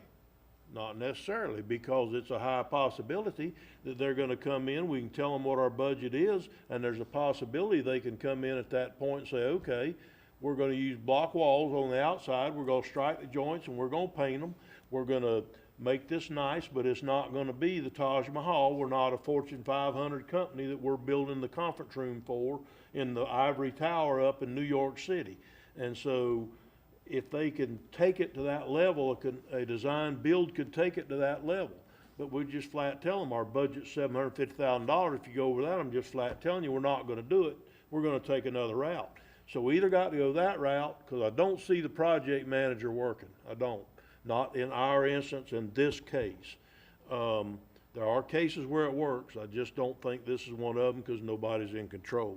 So it's either design, build, send the basis for design to one of our continuing services, or put it out for an RFQ, and each one of them is going to take more time. So, you know, I don't really care which way we go, but I think that one of those 3 ways is which way we go. I think that's what I think. Thank you, Mr. Chairman. Okay, Commissioner Harvey?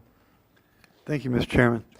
I wouldn't say the construction manager is off the table, but I think I like what Commissioner Turner is saying. Basically, a design, let me get this straight in my head. Design build, we put it out, and Bob bids on it.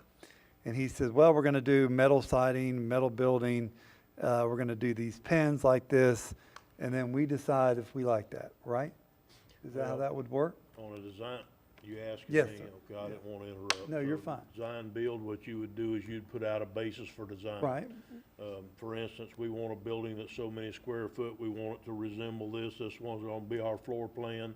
Now our budget's $750,000, can you meet this budget? If so, tell me what you're gonna use.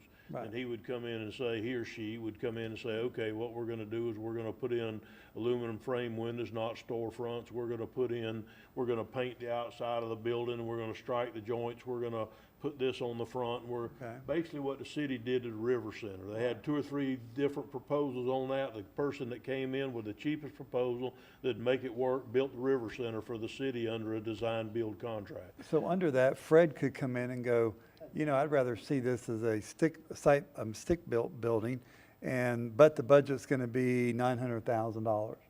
And we could say, no, we can't afford that. We could. We could see a different But he could alternative. also come in and say, if you change this around, I could build it for $661,000 why don't instead we- of $750,000. Then Commissioner Rawls has you've been preaching since you got here about design build. I think this is a good opportunity to put it out there on the street and say, bring us back your set of plans. This is a conceptual, what we think we want, but now you come back and tell us what we can do. I think And that I'm would- fine with that. I think that would be the thing to do. I Yeah. think we should put this out for design build and let somebody use the plans that Commissioner Rawls furnished as a baseline conceptual set of plans and move it forward, and then they can get their own civil drawings and they can get their own other stuff. Now, they're gonna have to change them all unless they go hire the guy that drew these plans. They can't take those plans and add the things to them. No, I'll give Max this. Yeah, they could go to that architect and pay him to finish them off. It wouldn't be an issue at all. And it would be by committee, it'd be by this board deciding that we want to go with Fred, because Fred has a better design that fits our budget, and he says he can bring it in. And it might be a steel building with a facade on it, and, I mean. It might be that anything. it would need, the proposals might need, once they were rank ordered by the committee, that they would probably then need to go to animal control. Right. To make sure there wasn't anything in there that they just were adamantly against or whatever. And the plans come to us and the building's purple and green and we don't like that, and, you know, I mean. That ain't gonna they'll change things like that. There's No, I'm no just cost- saying, I'm No just- cost to change. Yeah, I get it, but I'm just, They're probably not gonna pick colors. They're gonna probably, at some point, even with a construction manager, somebody's gonna have to pick colors. sure.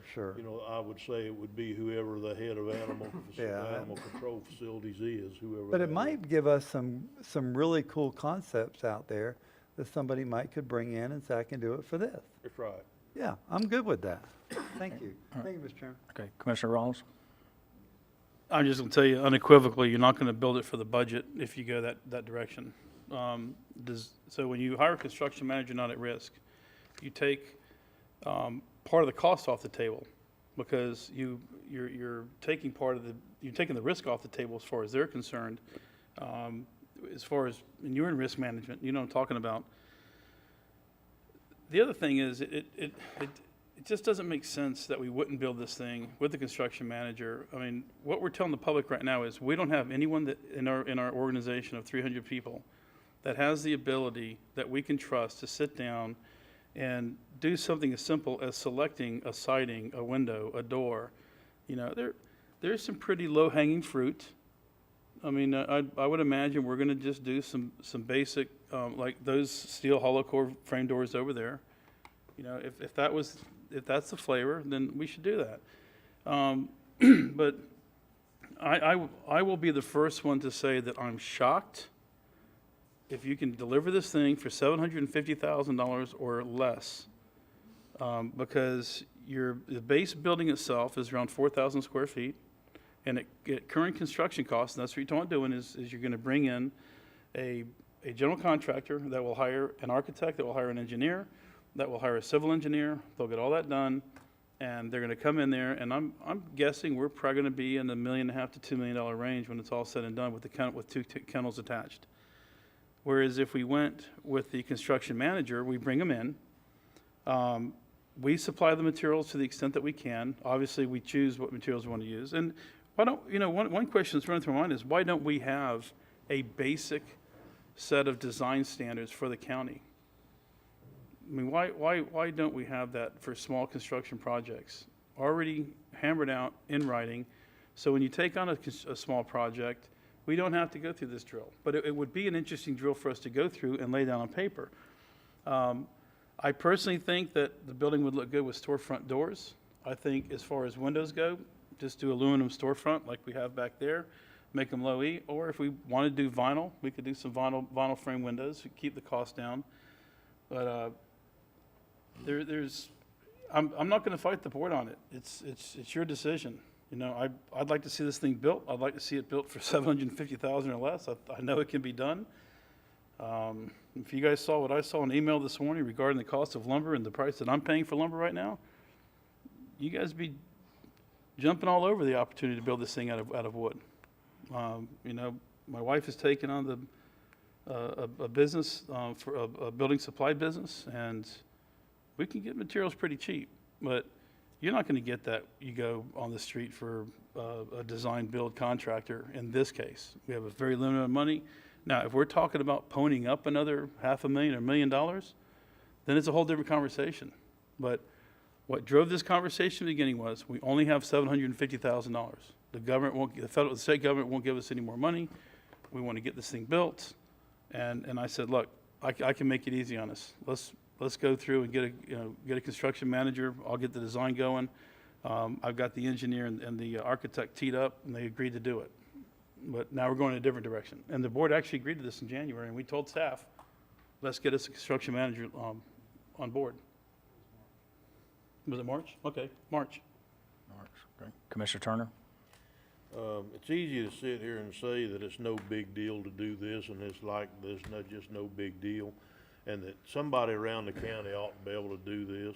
I'm not saying somebody doesn't have the ability to do this, but then who's going to do their job while they're doing this? Because it's not like people are working for the county that don't have anything to do at the present time. So. But the CM can do it. They can do it for I us. didn't interrupt you, sir, and I just assumed you didn't interrupt me. Terry. Don't call me down for that one, Mr. Chairman. I'm just telling him I didn't interrupt him, Okay. and I'd just soon he not interrupt me. So I don't mind you calling me down when I've done something wrong. This time I didn't. So anyhow, I think there is more at issue here because if we had a construction manager, project manager, tomato, a project manager that worked for the county whose only job was to make these decisions, that would be a different situation. We don't have that person. And then I don't know that we need to grow government and hire that person just because we want the animal control facility to be built in a less than traditional manner. I don't disagree that it may cost more. But when we started budgeting this was at least 8 years ago, if not 10, was when they started rolling the 750 forward. Things didn't cost as much 10 years ago as they do now. Shoot, things cost double what they did a year ago in most instances, in our business, our outside business. So we may not can build this facility for $750,000, but we've got some reserves in that fund that we've kind of been putting forward as we've rolled that other. So we've got a little extra money in that fund that we've rolled forward over the years. Nobody expects us to do the same job that we were going to do 10 years ago when we started the budget in today's world on the same dollars.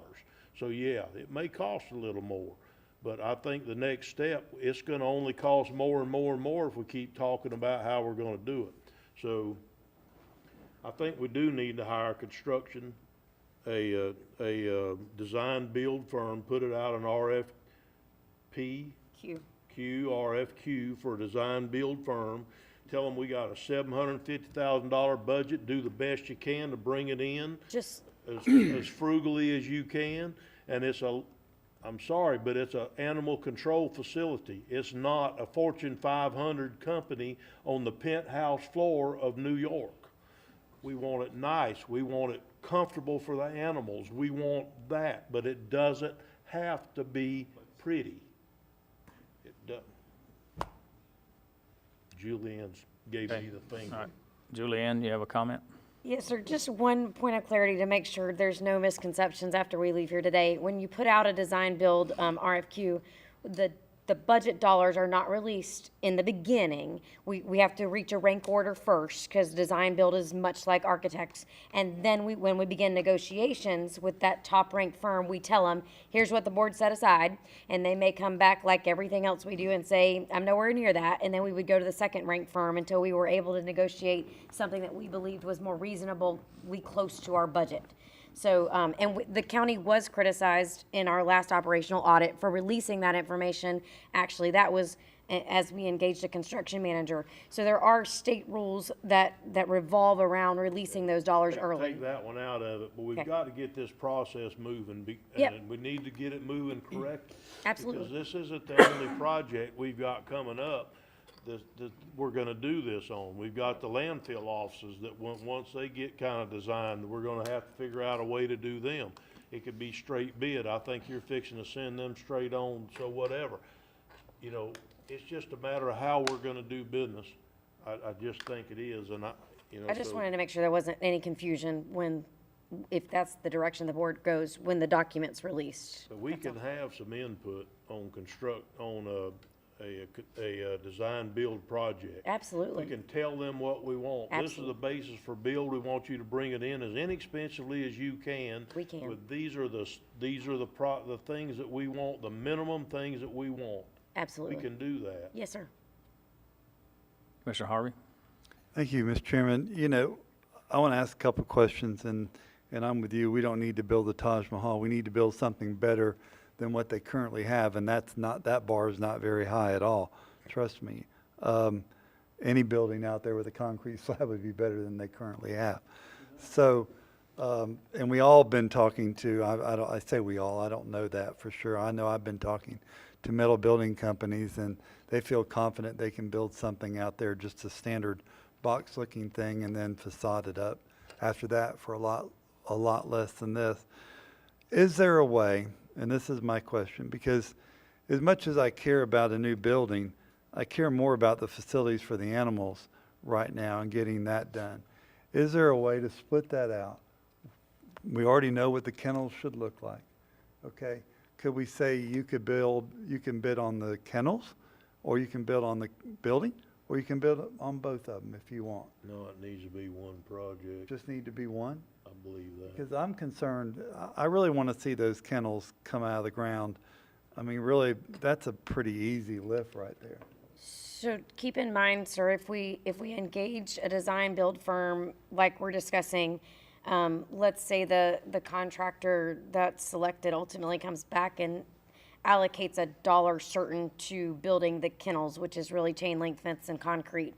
We always have the right, okay, a little more advanced than that, but understanding what I'm trying to display to you is we always have the right to pull out a portion of the project and owner direct purchase it on behalf of it. So if you're saying, okay, this contractor who builds metal buildings may not be able to get chain link fence, then we could purchase the chain link fence and pull that portion out. But you would start as one whole package, and then we would begin what we would call value engineering discussions, and how can we bring this into budget, and what can we do to modify it. Those types of conversations could still take place once engaged.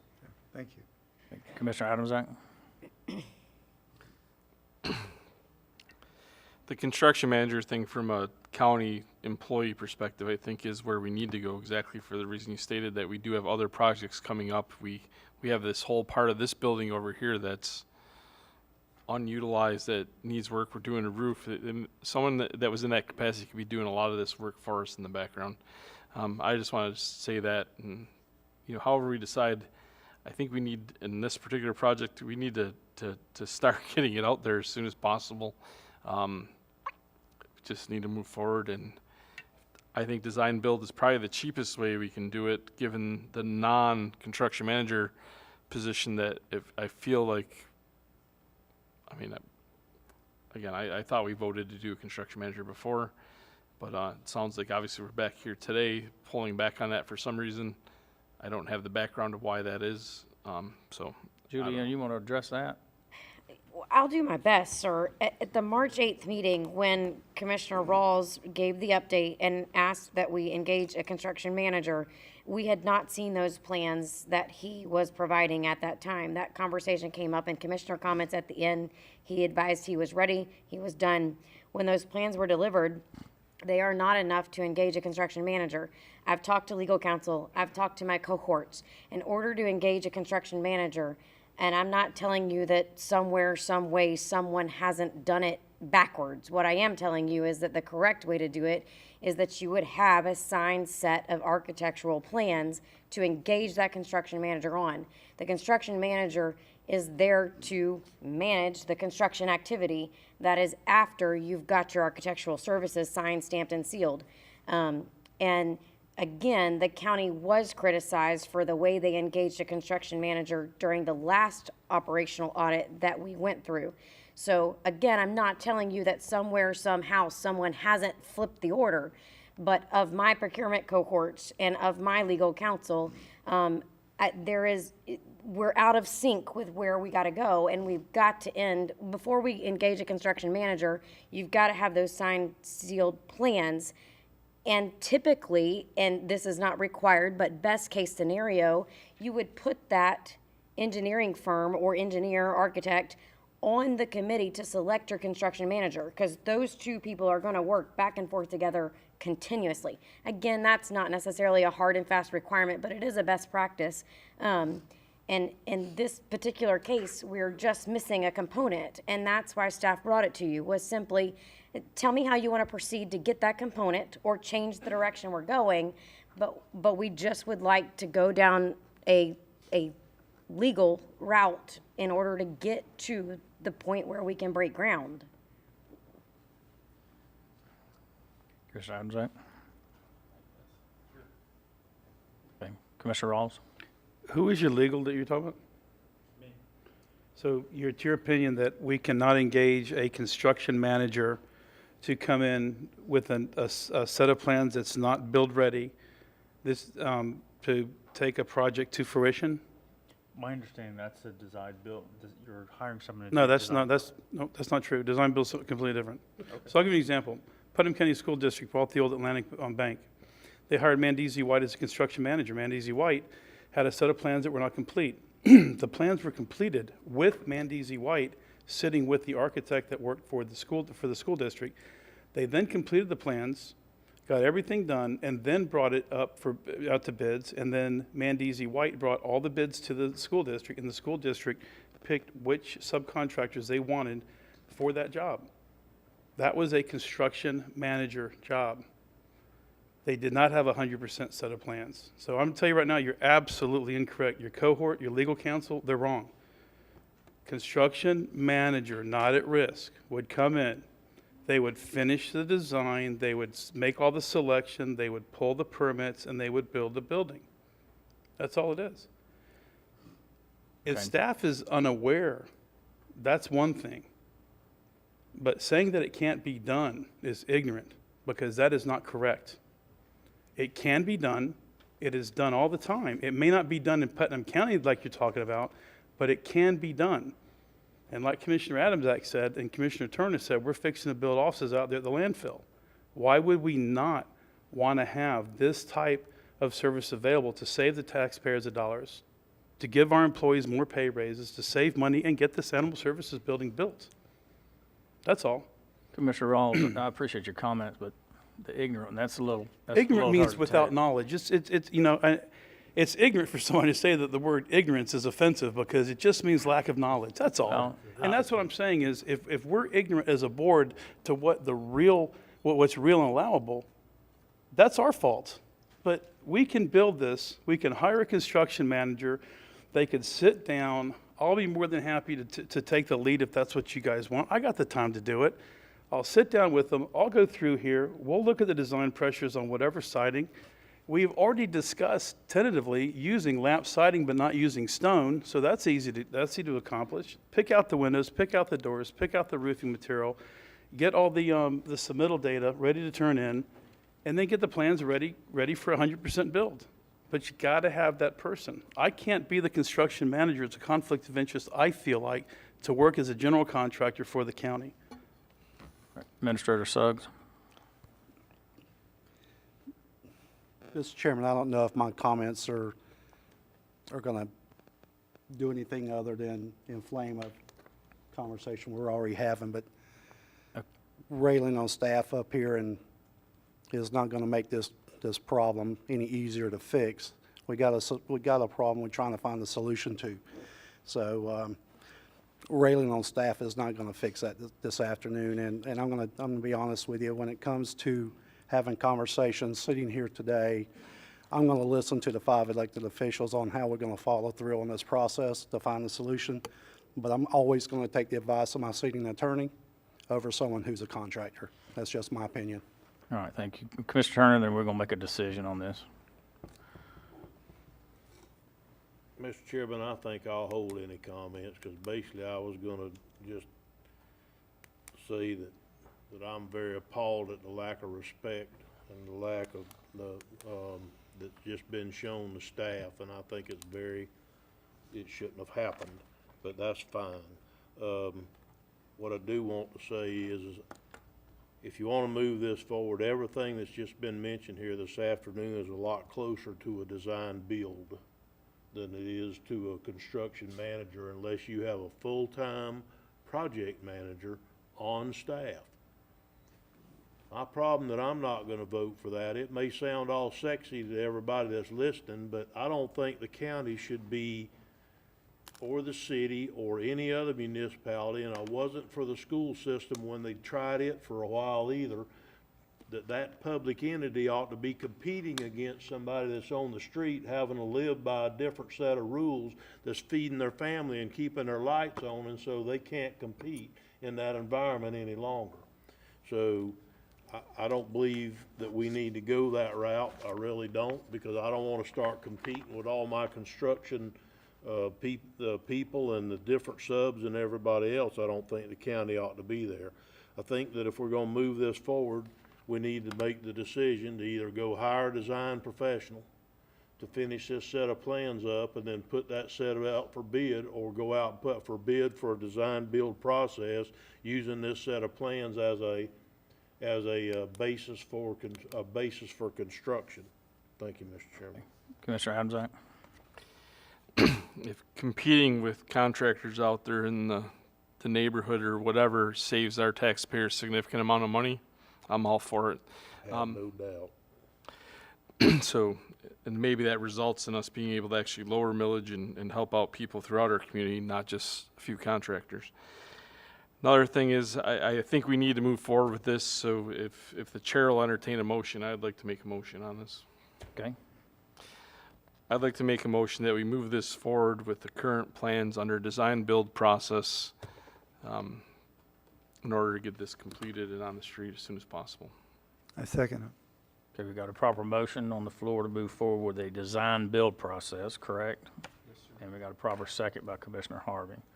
All right, before I move into the commissioner discussion, I'm gonna open up for public comment. Any individual wishing to make public comment on this item, please come forward, state your name and address, speak clearly into the microphone. You'll have 3 minutes. Please direct all your comments to me. Good morning, Commissioners. My name is Robert DeFranco, 123 Dream Pond Road, Crescent City, Florida. I'm the current acting chair of the Animal Services Advisory Committee. Ms. Ginny Oakwood recently had to step down. And I've been with the committee for a long time, since Linda Myers appointed me many years ago.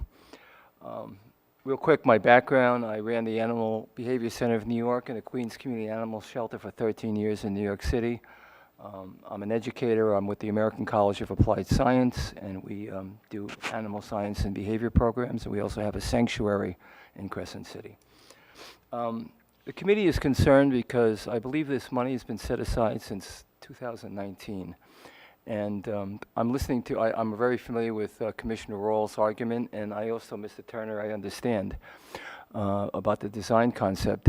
By the way, I just texted Amy Carantino, who is the executive director of the Flag of the Humane Society. I don't know if any of you have ever been there, but it's a beautiful state-of-the-art shelter. And she gave me the name of the design company in, I think, Daytona that did the job. If anybody wants to speak with them, you know, you might get some ideas on how they designed that shelter. the committee's concern is that, well, first of all, let me start by saying that the animal control people do a heck of a job. They lose people all the time because it's a very stressful job taking care of all those animals, having to deal with potential bites, aggression, owners coming in, euthanasia. It's a tough job. And if you look at the Google reviews of our shelter, I think I saw 44 of them. Almost every review has 1 star. And again, it's not because of the staff. It's because of the fact that they're understaffed. Perhaps the pay rate is too low. I don't know. But we get, at my facility, we have an 800 number, and we get dozens of calls every month from people who say that they can't reach animal control. The phones aren't being picked up because they're fixing, the shelter and taking care of the animals. The trucks aren't coming out to take care of aggressive animals. So they need help. And I don't know what the answer is, but I'm speaking to you now because we shouldn't be one of the worst counties in the state as far as our animal services is concerned. Now, we are very happy about the fact that we are a no-kill shelter, but the shelter is at capacity almost all the time, and that's why it's so urgent that this facility is built and something is done to help them with their budget or whatever so they can run a more efficient animal control and serve the public. Because there are a lot of people in the public that are not happy about the way things are going, and this is what we're hearing in our advisory committee. I know that Commissioner Rawls has done a heck of a lot of work in the background with him and his wife with doing some of these plans and such. Ginny Oakwood did a presentation recently, PowerPoint on, that was what, 2 years ago? July of 2019. 2019 is when she did the presentation. Mr. DeFranco, if you could, Some initial plans. Robert, if you could wrap it up, please. So, again, I know we're all speaking about it. I don't know with the project manager versus designs. I'm just saying that we urgently need this project to move forward in this county so that all the residents and all the animals are best protected. Did you have something you wanted to say, Jenny? All right. Mr. DeFranco, thank you. I want to thank you for your service on the Animal Control Advisory Board. We do appreciate that. And next will be Ms. Ginny Oakwood. Ginny has been on the committee for a number of years also. She was past chair. She did have to resign because of the requirements require you to live in Putnam County, and she has moved to Volusia County. So, Ginny, state your name and address for the record, Sure. please. We'll allow you at 3 minutes, okay? Yes. Virginia Delgado Oakwood is my legal name. I also own Crescent City Kennel, and I'm the president of ARC Animal Rescue. I wanted also to mention that University of Miami Veterinary School did an assessment of what this county needed as a shelter. That was done years ago. Number 2, I have made several proposals on what needs to be outlined. When I had my kennel, when I purchased my kennel, it was an empty shell. I was the owner and conducted all the construction and internally and externally of the kennels that are needed, etc. So I'm very familiar what needs to happen. I will be glad to volunteer my services and assist any committed or sign agreement with any designer on the needs of this shelter. I have a passion for animals. We do not have a humane society in this county or low-cost neuter and spay. We need the shelter built. Please. I understand there's a lot of hoops and statutes, etc., but we really need to move forward. And again, I will volunteer my time with any designer, engineer, whatever. I have multiple assessments of what needs to be done, and we do not need a 4,000 square foot building. Right now, what they have is 0, and what we can get for them, even if it's 1,800 square feet inside with the connected runners connected to the building, that's all we need. It's nothing complicated. I am sorry to say I am just tired of waiting. It's been too many years, and this county needs this shelter. I see animals dead on the road. I'm constantly being called for strays. I have 23 kittens and I don't know how many dogs, and we need this shelter built. So please get together and make it happen. Thank you very much. Okay, thank you, Mr. Jenny. Okay, any other individuals wishing to make public comment on this item? Okay, seeing none, I'll call for the vote. All in favor to move this forward with design build, correct? Correct. All in favor, indicate by I got a saying. question. Okay, excuse me, Commissioner Rawls. So is there going to be a limit on the budget, or are we just going to leave it? We can't do it like that. No, we can set it right now here. No, she already said we could. Well, she said we can't tell them. And actually, we can, but, so are we going to shoot for 750, or is this going to just be? Right now, we have a budget of $750,000. Let's see if we can bring it in.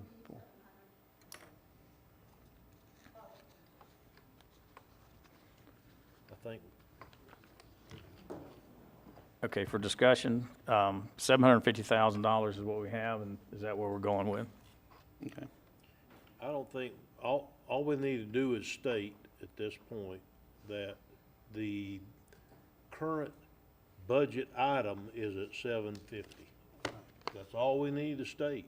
It's public record. Anybody can ask for it, and anybody can get it. So we haven't said anything other than our current budget has $750 in it. I don't know if it's gonna come in at that or not. It may be that we have to start over at square one and redesign to have an 1,800 square foot front room instead of a 4,000 square foot front room. I don't know, because if we come in here at $2 million, this commissioner's gonna ask us to start looking at it again, because we can't afford the other. And the one down in Volusia County, the one that's been mentioned here today, when we started this process, I think Matt was the one that reached out to them when he was deputy county administrator, and it cost $4.1 million to build it in 2002. So it's not within our budget. So we're trying to make this work, and I get it. Mr. Chairman, I'm ready to vote if you are, sir. Okay. All in favor, indicate by saying aye. Aye. Aye. Opposed, same sign. Okay, motion passes.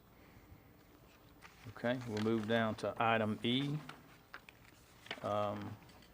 Ship subordination policy. Commissioners, this is an item that I am bringing before you. This was a request of a ship recipient that came to us to try to get a HELOC loan on her place. And the ship requirements, it does not allow that. So the board tasked me to get back and work with staff, work with legal, to try to come up with a solution to, and I wanted to bring this to y'all today for discussion. And I'll ask Rip maybe for a little bit of clarification, but this would allow somebody that has a ship loan to be able to, if they meet all the criteria, is to go to a lending institution and get a loan for home improvements, basically, and then the bank would move to number one secured creditor, the county would be number two. But it would still protect the county because of the criteria that they would have to meet, and it would allow them to do repairs to their home that are needed, rather than try to go back and try to get a second ship loan or something like that. So that's what I'm going to bring to y'all today. Move approval. Okay, Rich, do you have any comments at all? You hear me? Yeah, I did. Yes, I No, will. I mean, right now, there's not even the Yeah, for a possibility to second. do this. I am So this sorry. gives the board the possibility to review under the criteria in paragraph 5. I second Okay, it. we got a proper motion to move this forward, and we got a proper second by Commissioner Harvey. Okay, under discussion, Commissioner Adamsack? I guess, Rich, this would let anyone who got ship money to do the same thing. If they meet all the Yes, criteria. if they meet the criteria. It's not just because somebody wants to take money out. It's not because, I mean, there's a list of things under 6 that tell you when you can't do it. But the idea is that if somebody is still looking to improve their position and they're not looking to take advantage of the SHIP program, the idea is to give them the ability to do that. And it would still come before the board.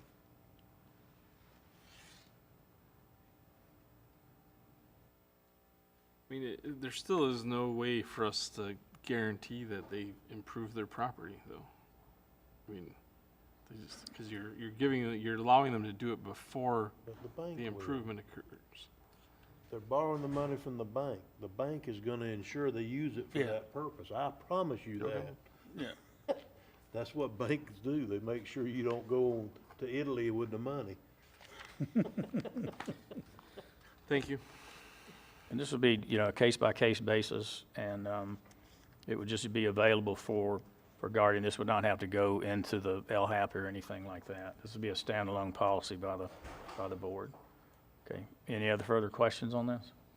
Okay, all in favor, in that case, saying aye. Aye. Pose same sign. Okay, moves forward. Okay, item F. Move approval. Okay, there's been a request for roughly $40,000 for Parks and Recs for upgrading, fixing some lights. We've got a motion by Commissioner Turner. Do we have a second? Second. Okay, we got a second under discussion. Commissioner Harvey? I thought we already did this. No, sir. Didn't we This already is do the this? first- No, sir. We, the board approved up to, I believe, $40,000, just round numbers. I think that's why you're probably seeing the similarity, to allow the Parks and Rec Department to put in a well at Project Play. But this is for the Francis Youth Sports Complex, the lighting. Thought we did that out of ARPA funds. Francis is not in the qualified census tract, so no upgrades to go. Francis will be made That's through right. ARPA. Okay. All right, good. Thank you. Okay, any other further discussion? Okay, public comment, anybody wishing to make public comment on this particular item? Okay, seeing none, call for the vote. All in favor, next to saying aye. Aye. Pose same sign. Okay, Parks and Recreation, item G, Park and Recreation, Melrose Heritage Park, Adopt a Park. Mr. Chairman, move approval. Okay, got Second. a proper motion by Commissioner Harvey and a proper second by Commissioner Turner. Any further discussion? Okay, any public comment on this particular item? Okay, seeing none, all in favor, that can say aye. Aye. Aye, pose same sign. Okay. Let's take a 3-minute break.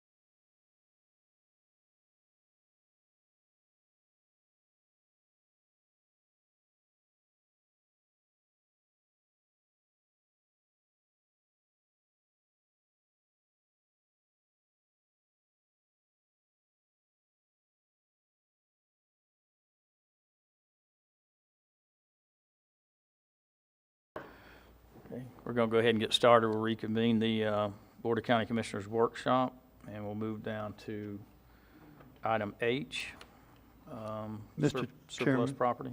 I move approval. Staff recommendation. No. What? Okay, Julianne? It says listed properties for purchase and listed properties for donation.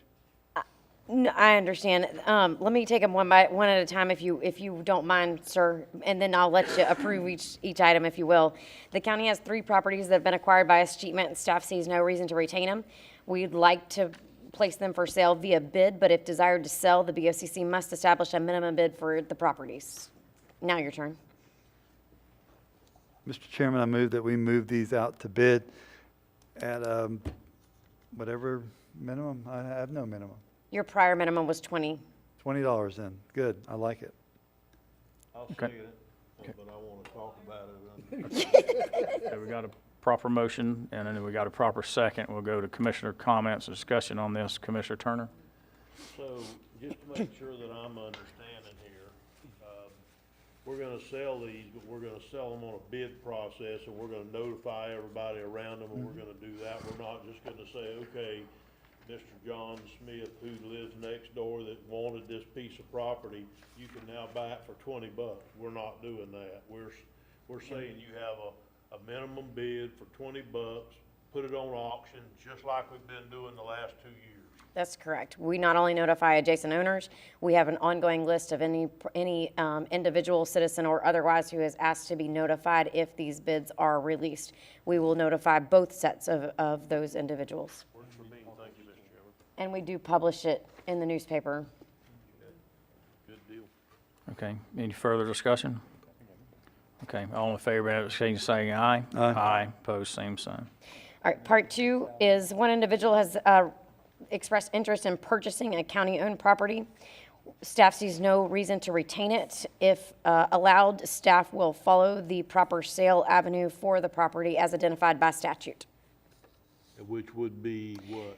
We haven't, well, we don't go that far. When we bring it to you guys, first we determine intent, but it would go for bid unless it falls into a very narrow category, which would be a non-biddable lot of a value less than a certain amount, and it has no value to any other property owner other than the one requesting to buy it. So there's a very, very narrow process by which we could sell the property directly to the individual. Otherwise, it would be part of the bid. Okay, thank you. Commissioner Adamsack? I think that answers my question. Commissioner Harvey?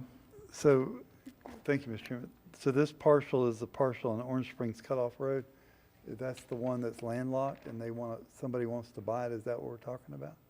I believe so, yes, sir. But it's landlocked? Are they going to be coming back to us trying to get some type of easement or something? Or is it going to be as is? So it's sold as is, whereas without representation or warranty.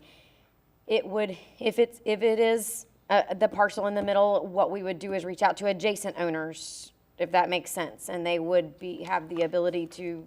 So we currently own this by escheatment now, and and we're landlocked ourselves. We currently own it. It is unclear how we acquired it. It could be escheatment, but I will not promise that to you. Okay. So if somebody wants to buy a landlocked piece of property, They do. They own an adjacent parcel. are they an adjacent parcel? Thank you. Okay. Okay, There you go. Yep. Well, Mr. Chairman, I move that we sell this parcel of property. How's that sound? Thank you. Second. Like a proper motion, proper second. Any further discussion? Okay, seeing none, all in favor, indicate saying aye. Aye.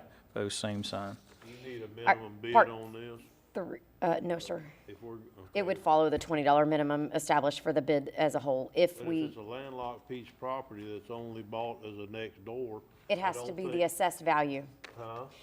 The protocol is that it has to be, if it goes through a non-traditional bid, it would have to be the assessed value as assessed by the Trying to property bring up, appraiser. You just said it could be $20. No, we don't want this one to be $20 because it's gonna be basically a one-person next-door neighbor deal. It needs to be at the assessed value minimum, in my opinion. I'm sorry, I didn't clarify. If it is not, if it does not fall into the statutory ability for us to sell it to just the adjacent property owner, it would go to bid with a minimum of $20. If it does, then it has to be sold at the property appraiser's assessed value for the parcel. Item 3, or part 3 of this, is we have 4 individuals who have expressed interest in donating their property to the county. Public Works and Parks and Recreation have reviewed the offers and do not see any need or benefit from the county. However, we have to have board direction in order to deny those donation offers. Mr. Chairman, I move that we do not accept the offer to donate. Second. Okay. Proper motion to not accept the properties. In a couple of seconds, we'll take Commissioner Adamsack. And for discussion, Commissioner Adamsack? You just want to make the motion? Okay. All right, any further discussion? Okay, seeing none, all in favor, indicate saying aye. Aye. Opposed, same sign. Okay, we'll move down to item G from this morning, which is the Finnegan Road right-of-way. And Rich, have you done some extra research on the questioning and the wording that Commissioner Harvey had this morning? Commissioner Harvey and I did speak about kind of the understanding of what the process was for the individual who's going to be receiving the benefit of the easement. That being said, I know Commissioner Harvey, you had an additional comment about the fees. You know, after meeting with Rich and talking to our attorney, who is Rich, by the way, not financially, but name-wise, it does seem to be the best scenario where now the owner of the property, if we do it based on this language, would go after a variance for those structures to be inside our easement area. I did talk to the real estate agent, and although they don't like it, they're okay with it to move forward. They would like to make this an accelerated process if they can. I spoke to Gabriel.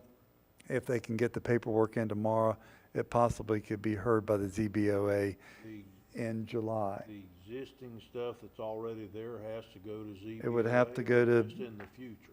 No, the existing stuff would have to get a variance today. But that would last for life. Never permitted, is that the issue? Yes. What if ZBOA says no?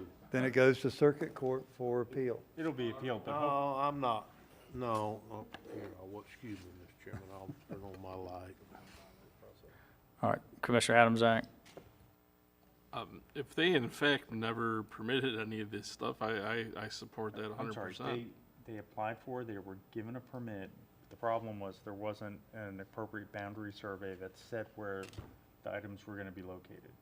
So where they're located now are too close to the property lines. They can apply for a variance. At some point, did they get a certificate of occupancy? I'm sorry. Did they get a certificate of occupancy at some point? Yeah. Okay, then I'm probably gonna be with Mr. Turner then, but I'll wait till I hear what he has to say.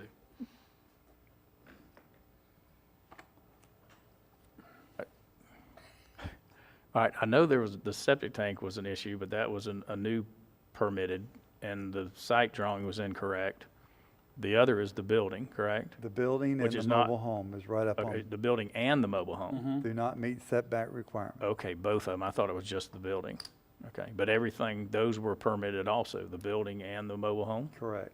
before? No, the mobile home was permitted, and we're not sure about the roof, the carport. Okay, all right, okay. Commissioner Turner? The carport's one of them little hoop carports. Right. You can like take a few screws out and it'd fall down on the ground. So I mean, it's not like it's a solid built block carport or whatever. So my concern here is that we've been trying to find a way without somebody having to go spend 3 months at ZBOA, without doing all this stuff to try to get this project to move forward. I think that it's, unless Rich tells me it's illegal to do what we're wanting to do, this commissioner believes that the encroachment of the house and the encroachment of the septic tank drain field, which are the two things we're trying to rectify, where they don't have to move the trailer and they don't have to move the house, so we're gonna give them an easement. I think that easement should include those two items.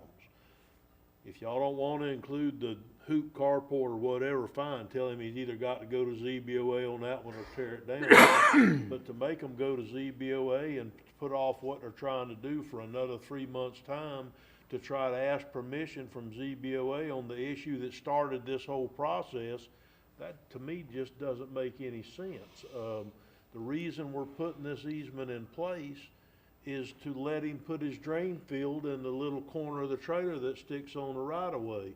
Those are the reasons we're doing this. And so to tell him we're gonna let you have the easement, but now you got to go to ZBOA and ask to have the stuff that we're giving you the easement for to see if you can have it on the property. That doesn't make sense to me. I guess I'm missing something. Well, because they're two separate issues. Okay. We're giving him the easement because the drain field is not on his property. Right. So that solves the problem of whether or not he would have to remove it or move it to another location within his property.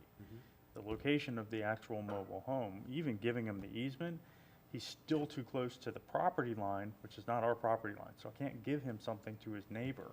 He still needs a variance from the distance. Oh, to so that. it's not our easement, that he's on the neighbor's easement? No, the his property? distance No. is from the side property line that the corner of the mobile home comes right up against. It wasn't my understanding, it was the same easement in the cul-de-sac is what I was told, that is where he's encroaching on, that the mobile home was actually encroaching on the same easement we're giving him, is what I was told. I might have misunderstood.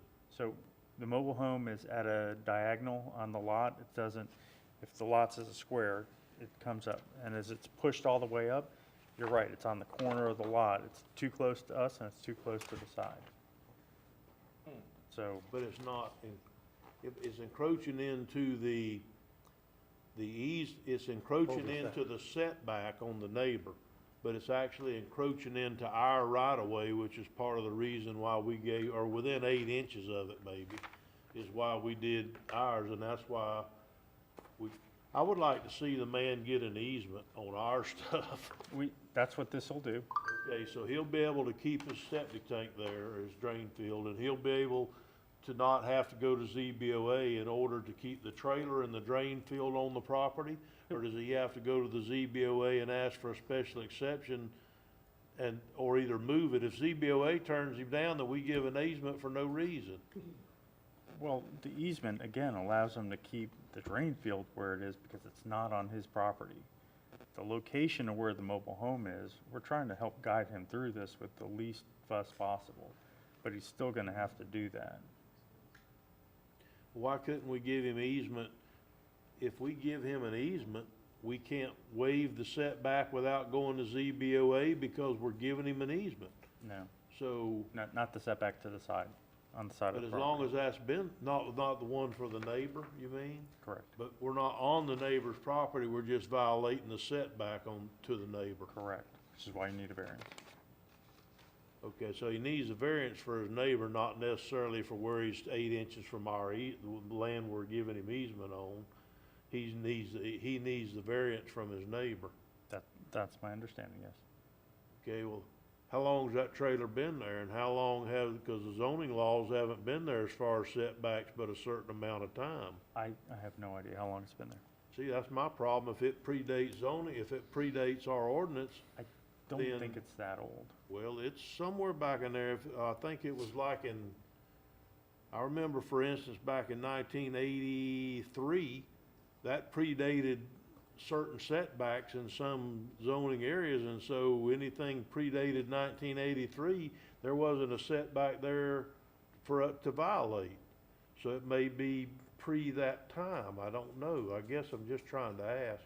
I understand, but I don't know when it was put there. I can look into that too. I'd like to be able to see the guy, if he's got to have a setback because it didn't predate and they put it into the neighbor's setback, that's a different ballgame, because I don't want to violate the neighbor's rights.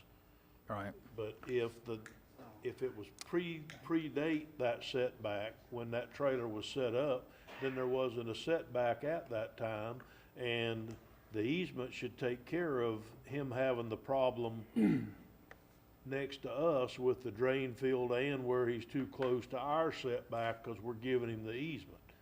Is right? So it's just the easement to the neighbor, and it could be that if that mobile home was set up before that setback was in place, it should not have to meet the setback. At that point, it could be considered legally non-conforming, but again, I don't know when it was put in. Commissioner Rawls? I think this is one of those situations where we have to make a decision, and I think we're just gonna have to make it in favor of the current landowner. Is there any way to preclude them? Well, we've already said if they move the mobile home, all bets are off anyways. I agree with Commissioner Turner. I don't know why the side setback would all of a sudden be in play. Is this a result of land changing hands recently? Because I thought this was so they They're could sell. trying to sell Right. that. No, it's, So they- why is it an issue now? I guess is what I don't understand. Because there are changes changing hands? right, because the title search affects the ownership of the property.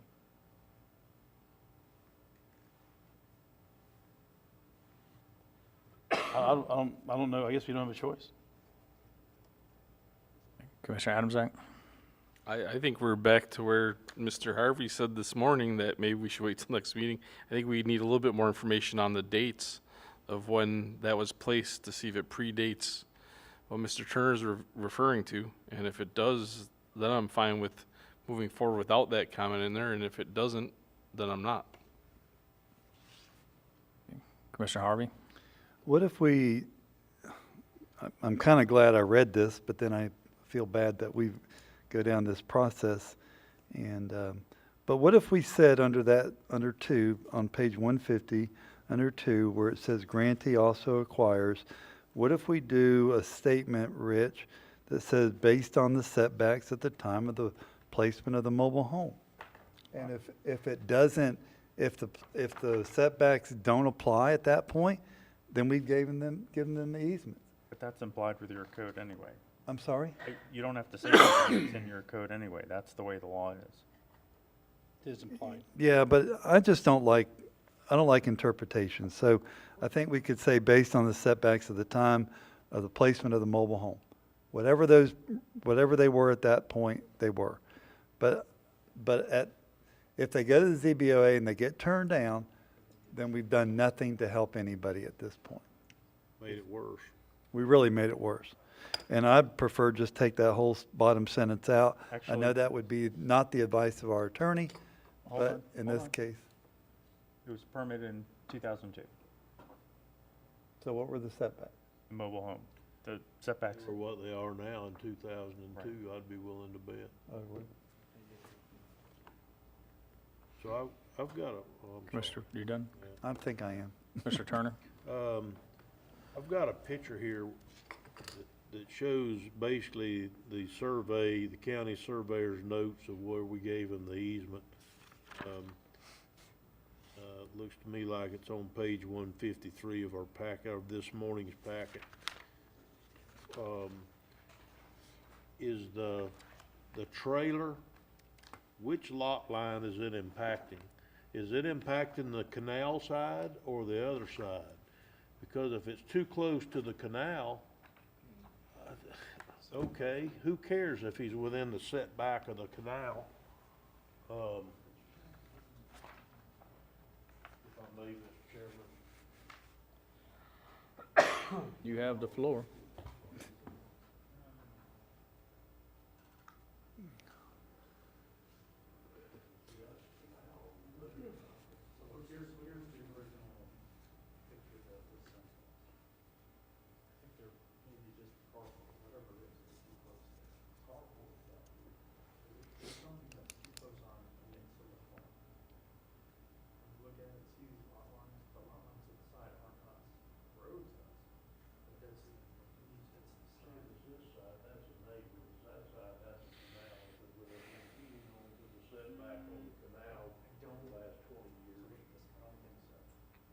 Canal's all the way to the back of the property from what I remember. Not the side. It's all the way behind.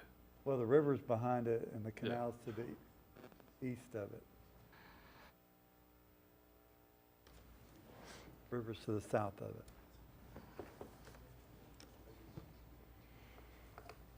Is that the actual survey, Rich, that you were showing me, or is that the site plan they turned in that was incorrect? That looks like an old survey.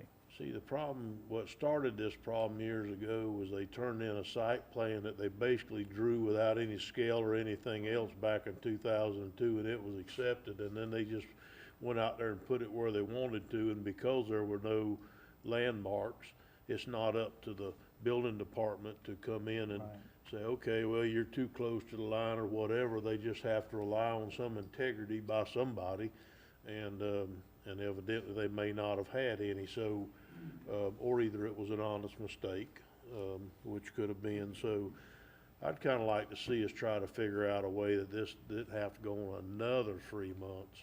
I can talk to planning and zoning about whether or not, I don't think it would take 3 months, but whether or not there really is the need for the variance. Either way, they need the easement. So either way, his ability to sell property is being hung up by the fact that he doesn't have permission to have the drain field where it is. So we can still handle the other part, but it's not gonna change the fact that he needs the easement. Yeah, right. Correct. Why can't we just drop that last sentence? I know that's not your preferred method, but if we drop that last sentence, it's over. We're not having this conversation anymore. Hold on. Part about he'd have to vacate if anything required approval or encroachment. That's the whole idea for doing the easement, where he doesn't have to do all that The and he whole can sell the reason is place. because in the future, the county may have a need to use that property, and if the mobile home goes away, you don't want them to build something new in that area. That's the purpose of that last sentence. Can't we put it in there that any additional things other It is- than what's It currently is, that's there? number 3. That's number 3. Yeah. I thought that was in there. But sometimes, when you hit the substantial damage rule, if you've got a hurricane and half of it's gone, you're required to follow current building code at that time. You don't want them to just rebuild it where it is. You want them to move back a little bit. So in your opinion, what it says here, if they had damage, then he'd have to go to ZBOA and not be able to replace, or he's got to go to ZBOA before they can go and start living there? Well, he's already living there. So when you look at that last sentence on the Are they first living paragraph there? of 2, I yeah, don't I mean, think- they're are they living there, living they're there? selling it. When you look at that, it says grantee also agrees to acquire any required variances or permits for existing structures which do not satisfy the required setback distances. So if we determine that they meet those distances, then there's nothing to do. But as a precaution, we just want to let them know you may still have to do other things For anything new or what they have now? for what they have now. But the whole reason we're doing this, because we know they don't meet them, so they're gonna have to immediately go back. We're doing it for multiple reasons, not just one thing. I thought we did it because they were already on it with their drain field, and we knew the trailer was too close. I thought that's the reason we were doing this, try to keep them having to tear everything down and make it a completely unusable piece of property. What I thought we were trying to accomplish. Maybe I'm just the only one. No, you're No, not. that's what I thought. No, that's exactly what it is. Mr. Chairman, may I have the floor? Well, Commissioner Adams acts next. I'm of the opinion, given that it was placed in 2002, that we move forward the way it's written. That's my opinion. That's all I have. Okay, Commissioner Harvey? I think honestly, I'd rather get rid of that one sentence, and if we can't do that, if we're not going to be in agreement with that, then I think what we need to do, well, I know what we need to do is go back to planning department and see, and maybe if it's a setback off the canal, that's ridiculous. We're not going to go there. And if it's a setback off of lot 4B, the neighbor's property up there, then we know that going into it. Or if we need to give more setback off of our cul-de-sac to accomplish that, and lot B is not affected, but I think we still have some discussion we need to do. So I'd like to table this to the next Board of County Commission meeting to get those questions answered. Okay, Commissioner Turner? I'm gonna second that, but if I do, I can't comment because it'll just move it forward. So if you bear with me, Commissioner, just a second. I believe that that our Planning and Development Department has the ability to administratively move some setbacks, sometimes to some degree. So if they're 2 foot within the setback, and that's the only thing that's making this not work, that they have to go spend $750, go through 3 months of ZBOA and staff time and everything else for something that they're gonna get anyhow, or that staff could have just administratively done, then I think we need to look at that. And with that, Mr. Chairman, I'll second Commissioner Harvey's motion. Okay, we got a proper motion to table this, correct? And until the next meeting upon further research, we got a proper second by Commissioner Turner. Commissioner Rawls? Does anybody know if it's possible for them to buy a strip of land from the neighbor? Make this go away? Anybody? Anything's possible. I mean, that might be the easiest way to deal with it. Anything's possible. The only issue with that is we don't know if that would put anybody else in the same issue that we're in. So I really do appreciate the comments of Commissioner Turner. So let's look at that. I'll meet with Commissioner Harvey tomorrow or whenever this week you want to meet, sir. And we'll get with planning and zoning. And whatever administrative rights that we have to do these things, we'll certainly take a look at it. Hearing all the comments here today, it gives us a much clearer direction and path for which we want to obtain. So let's see what we can do to fix this. Okay, all right, any other further discussion? Okay, we need to go ahead and vote on this. All in favor, indicate by saying aye. Aye. Opposed, same sign. Okay.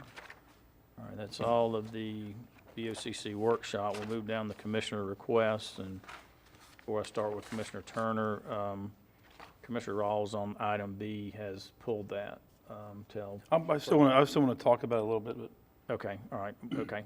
All right, Commissioner Turner, Okay, I had a meeting, I attended a meeting with, the man that came before the commission at I believe was last meeting 4J. Tilton and I went and met with him, along with, Mr. Suggs was in and out. He had several double booked and triple booked, but he came in multiple times. And I expressed at the last meeting that the biggest thing that we need to make sure of is that this process didn't harm the citizens of Putnam County or our land set being being our landfill, our asset being the landfill. The main thing is that we couldn't interrupt the current revenue stream.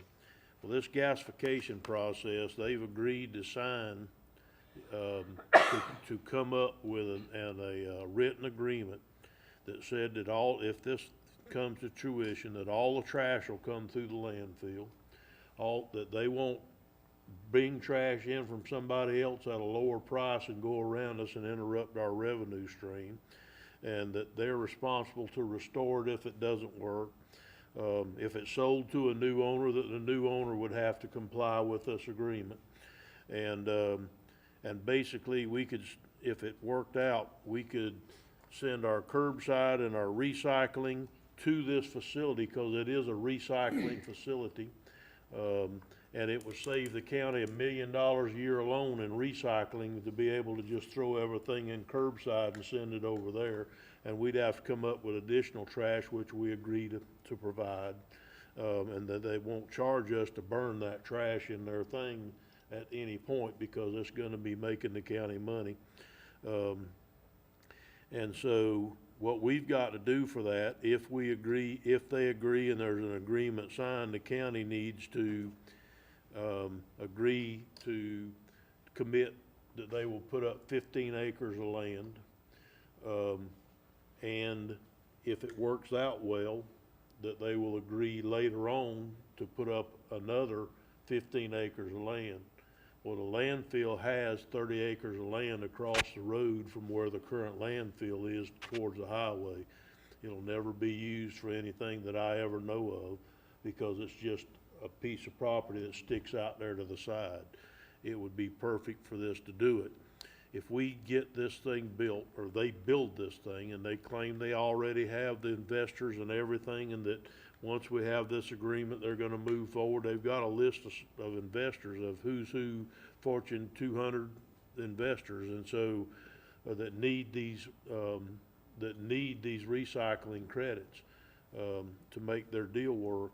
If we can get it to work 1 year, we'll pay for that property near about tenfold, because just in the savings of what we pay for recycling, not including, we're not gonna wear out equipment for burying the trash, we're not gonna fill up our sale, we're not, I mean, I can go on and on and on with the savings from not having to bury this trash, if we can send it over to them and they're gonna recycle it for free for us, which is basically what they're coming up with.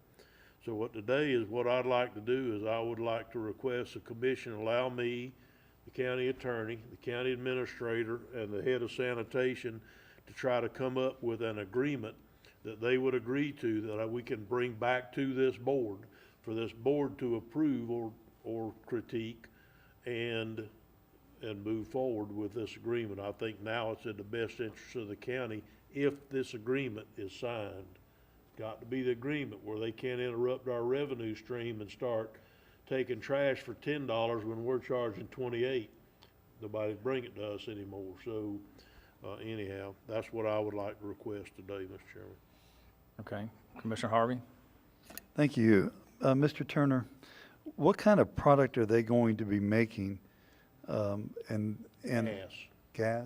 Yes, it goes, they burn it out of there, and I thought it was methane. Jed told me today it was methanol. Methylene. Methanol. Yep. And they take that methanol and they sell it. They have somebody right now that's giving them a letter of commitment. They'll buy every ounce of this gas that they produce at the market rate. And so they turn that into different things, mainly plastics, but at different things. And so, you know, of course, you don't know how much they're gonna produce or whatever, but with what they think they can produce at the 250 tons and the what have you, they think it's gonna be, at today's product levels, a $40 million a year thing.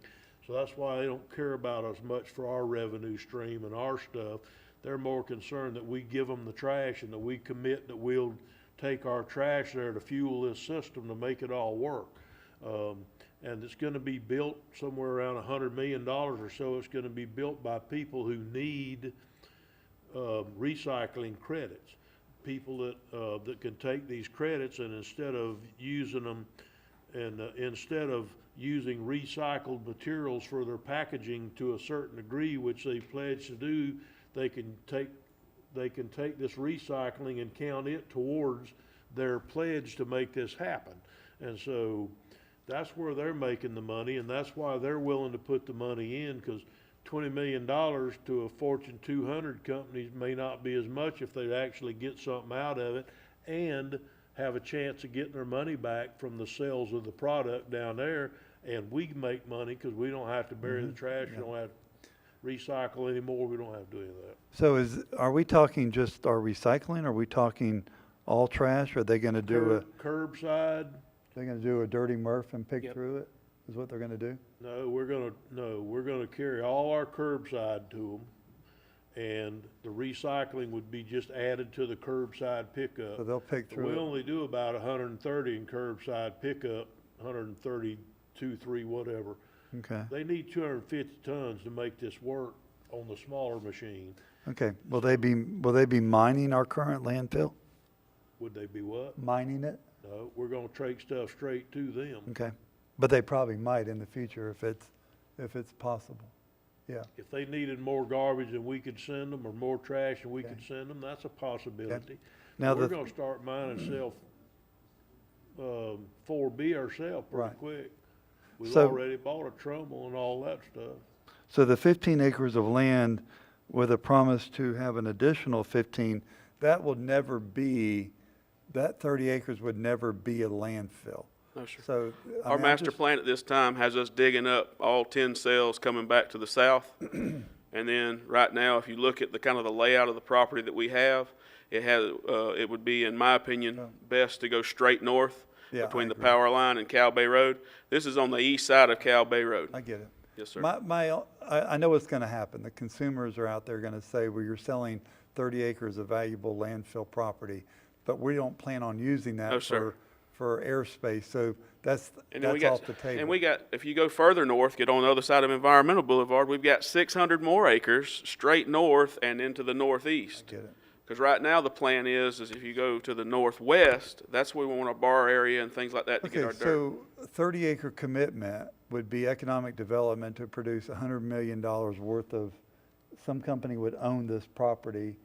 And 15, but then Gonna additional. commit, but then if it's successful, Yes, sir. But that would be in private land ownership at that point, and we would receive taxes off that property of $100 million investment. but we also get $1 million a year in savings, Yeah. and not including all the other Yeah, stuff, I just get- on I get recycle. that. And if they build the second unit, they're talking about that being a 600-ton unit Yeah. instead of a 250-ton unit. And it could be that all we're doing is taking, instead of putting 600 tons and 850 tons in the landfill, we're gonna put 1 ton of aftermath.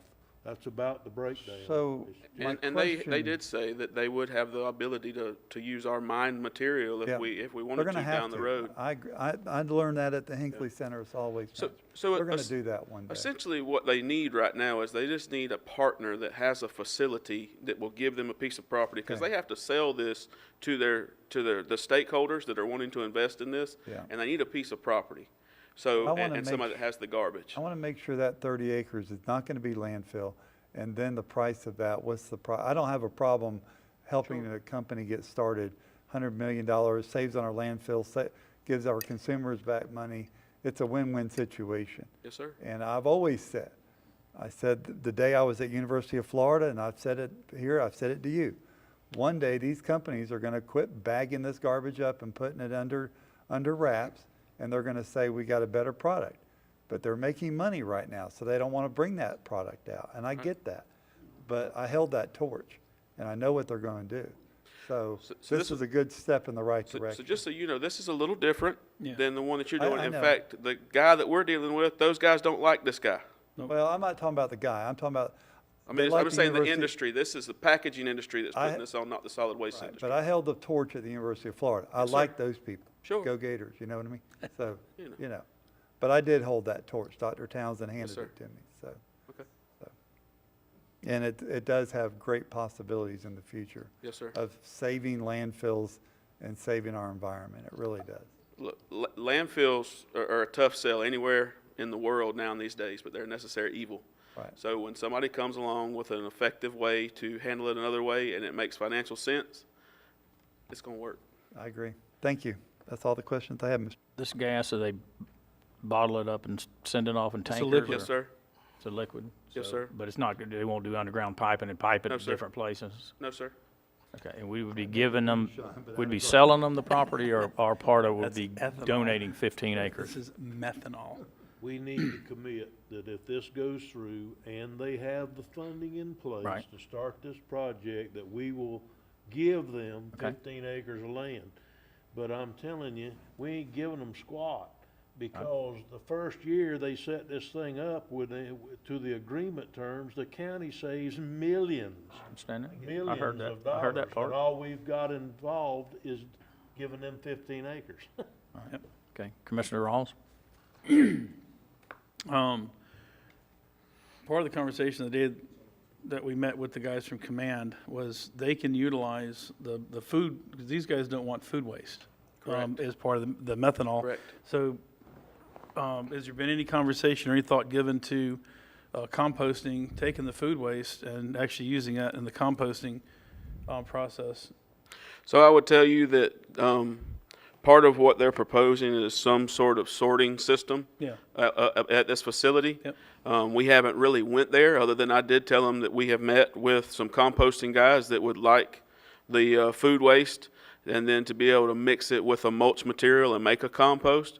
But the main thing right now we've just discussed is, are we a viable partner with the amount of garbage we take in and the ability to have a piece of property that we could The reason I bring this up is we have 30 acres. The other guy said they needed 15 acres. And if you had the 15 next to 15, you're further reducing the amount of waste going in. The cell longevity is much longer. The problem with the compost guys is we don't have the amount of material that they want to come set up shop. So, We haven't got this No. either. Some of the people, we were told that some of the people in this process that are writing checks want this process to be in Texas. right. So we're competing for this to some degree. And so if this goes to Texas, we're done with it, but this is the first step. And I figure if all we got to do is give them 15 acres and we don't have to give it unless the money's raised and unless it's coming. Yeah. We haven't given anything away unless we're gonna reap the benefit. But the reason I'm bringing this up is just so we know that there is this possibility of having the perfect union where you've got the 15 acres going Sure. for the methanol, and then when we were there, correct me if I'm wrong, the road that goes, you drive in due west, and then we were looking on the left side of that road. Yeah, so we were looking on, so we have 135 acres to the south of us. Yeah. And I was looking at the composting facility being right there. Okay. It would just work right there, and there is property right there directly south of Waste Pro, the Waste Pro building that would probably work for that type of facility. So would the MRF happen at their facility, or would we have to give them land inside of? No, the MRF would all be at their facility. Okay, and then whatever they don't discard, and Yeah. you were talking about wanting glass, was that discussed at all? We get the glass out of They it? can actually, no, they don't, they can actually burn it all in there for Want the the most glass. part. But they don't, I mean, they'll even burn from the carbon, part, they would even burn like wood debris and stuff like that, tires. All that can go in there. Of course, the more glass, they can burn it, the more glass you have. So there's two byproducts that come out of this. It looks like big old, y'all remember the old like 80s Superman movies with those crystals and stuff like that? That's what it looks like that comes out the bottom. And then a precious metal wad of stuff that they actually can do that with. Those are the two byproducts, but it really isn't a whole lot. I think when we met with him, he said that 250 tons, they'll get like 400 pounds or something like that total at the end of the day. From that, that's all the residue that's left. So, yeah. And then the rest of the process, they take the gases that are given off by the burn, they recapture that, that's what they turn into methanol. That's right. So we don't have to worry about it going out in the environment. So they're doing this process in Oregon right now, but it's not this one. They're capturing hydrogen. That's what they're capturing off of the one from the landfill in Oregon. So this is now to capture the methanol, and they have Eastman Chemical that will buy every piece of it that they can produce. He also, he clicked off Frito-Lay was one of the big ones that were putting money up. and Any of the big General packaging Mills. companies, and it's strictly, they made promises. When I was up in South Carolina, I don't want to, we powered 60% of the BMW plant there in Spartanburg from my landfill gas. Was it cheaper? No. From methane? Yes, sir. I shipped it 13 miles in a pipeline through a company called Amoresco. And it wasn't cheaper, but it was a promise that they had made that they're going to be so many percent recycling or sustainability that, I mean, this is the same shindig. Okay, Commissioner Adams, So I just want to visualize this. So a garbage truck comes into their facility Yes, sir. Well, filled with whatever's in it. yes, sir. We're no longer having a recycling bin out. Everyone puts everything into one big can. Yes, sir. Gets dumped in the truck. They sort it there. They send the stuff they can't process back across the street to the dump. They said there wasn't, no, the only thing they're going to sort out is if there's something that's more valuable as a recycling commodity than actually running it through their piece of What about equipment. the food scraps and stuff that are in my garbage? Well, we're going to have to limit that. I mean, they can handle a certain amount of it. They don't want it to be all food scraps. Well, how Like do if you we were to limit have- that if it's coming off a truck? I mean, you're just going to have to assume that there's a certain amount of it, a percentage of it that's going to be, food scraps. So their and 250 tons includes food scraps? Yes, sir. Yes, Okay. sir. So that just kind of burns off the top of. Now, if we came to them and said that we wanted to put together a recycling program or work with them to see if we could pull that out, So, that, that's a conversation for a later day, but, so into our dump, right. all that comes is the residual. And I don't know that we get that. They actually acted like they might have I know the precious metals, they're like, we got a place for that. The glass crystal looking things, Right. I don't know. So you're saying like when someone throws out a TV and it's in there, then that's going to get crushed, and when they melt it down, that gold and silver. A little bit of stuff falls out, yes, Yeah, sir. I gotcha. Yes, sir. So coming into our dump will only be people dropping stuff off from their house? Well, and then some of our out-of-county garbage that we still take, because we're averaging about 630 a day right now on a 6-day week. Okay. So, they're going to take 250 on a 7-day week, because it's going to be a 7-day operation. Right. So, you know, we're still going to have, not quite half they're going to get, We wouldn't want to divert that there as well? because they don't have the capacity to do it Okay. right now. So, and everything, what we're proposing is, or the conversation that we had, is everything's going to come across our scales. It's not going to go directly to them. And everything's going to be billed through us. That way we continue to get our revenue, and we make sure that that part stays with us. We're just supplying them a piece of property and a fuel source with the garbage. So if we're competing with Texas, so to speak, do we want to give these guys some leeway to negotiate tax breaks or something else like that, since we're seeing the, I don't think it's that type of, Offer anything. Yeah. We want the best deal we can get. yeah. but you're competing against someone else, and it's a known fact that Texas offers that. They I don't- advertise it I don't know, that's- on TV here in Florida, Yeah. trying to get companies to go there. In that case, If it was to come down to that, I believe they'd come to us and say, look, we have the same deal here and the same deal there. They're offering us tax incentives with you. But I don't think we need to offer them at this point. I think we can, if we promise them the fuel stream and we promise them certain things of 15 acres, and we make these promises, I believe we're gonna be in the running. I just believe we are. The fellows want it here because they're from here. They don't wanna travel to Texas for 2 years. Research has all been done here. It's one of the money guys is the ones that wants it in Texas. so if we don't have enough, then we could theoretically pull stuff off our dump and bring it over there, Oh, yeah, yes, sir. and that's not a Have problem. to. Say yes, sir. So say like Commissioner Turner was saying, so we do about 130 tons a day of our curbside, okay? Then you got another, that's Putnam County curbside. Then you probably got another 20, 25 of City of Palaca curbside. All right, then after that, we go looking at our commercial front load stuff, the ones that go to the different businesses and shake it over the top. You know, each one of those is 13 tons, you know. So we pull in a couple of those and a couple of semis from Bunnell, there's their 250 tons. And then if we don't have enough, we just pull right out of the Pull dump. another one. Okay. So we just have to monitor it and make sure that our scale. I have no problem with that. I love that. Well, you're not even really mining it. You're just scooping it and bringing it. Yeah, we're just taking it over to them. Now, if we were able to mine, you know, one of the things about the mining that I'm learning is that, you know, when I'm looking at the historical data once we get started, like 65% of that's dirt. Right. So, you know, that would just save that little bit of section that we're going to have to put in the new cell when we get going. Okay, so Commissioner Turner, what you're looking for, state it again? I look for consensus from the board to allow me, Rich, the administrator, and Mr. Tilton to meet with this group and try to come up with an agreement that they will agree to bring back to the board for the board to agree also, and then we'll commit to the 15 acres and move forward. Okay, everybody good with it? Yep. Waiver support, okay? All right, anything else on that? All right, thank you. We do, Sheriff's Office is scheduled to do some training in here, and, oh, supervisor, okay. And, they're gonna do some training in here at 5:30, so we got 15 more minutes. Okay, Commissioner Rawls? So one of the things that we've been working on in the Public Safety Coordinating Council / Let's Fix Putnam County's Substance Abuse and Mental Health Disorder meetings is trying to come up with a one-stop shop. One of the problems that's been isolated is that there's a lot of available resources, but nobody talks to each other. They don't work together in the same building.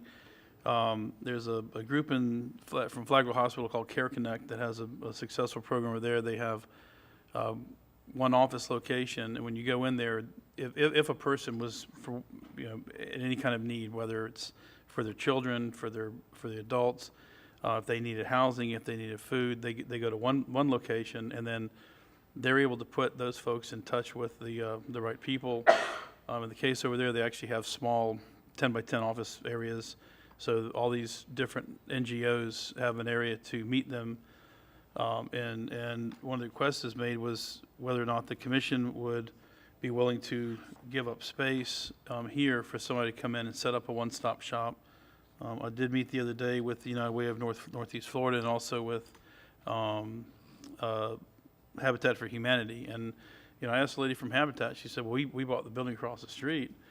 She's a one-person operator. She said, if there was a place for us, maybe we would have just gone in there. I said, well, then you can sell your building, there's a fundraiser, it goes back on the tax rolls, and they can operate there, so when somebody goes in there and has a housing need, they're put in touch with the right people. But Jennifer Willis wants to come in and do a presentation. She works with Care Connect over in, I say it's Care Connect Flagler Hospital, but they're in St. Augustine. So just want to bring that to your attention. Okay. All right, so you can get that maybe on an agenda item, so we could have some backup information, so put it on a future agenda. Okay, Commissioner Harvey, do you have a question? I don't. Okay, we'll move down to Commissioner comments. I'll start with Commissioner Adamsack. I have none. Commissioner Turner, I have nothing to add. Commissioner Rawls. I am cold. That's why I wore my jacket in here. Commissioner Harvey. I'm good, sir, thank you. Okay, and I have really no comments. County Attorney. I just want to apologize for not being able to be here earlier today. I had a court hearing that ran a little bit longer than I thought it did, but also, one, happy Flag Day.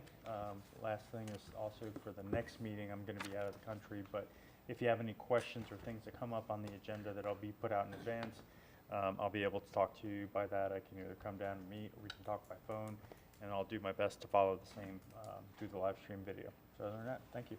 Okay, County Administrator. No comments, Mr. Chairman.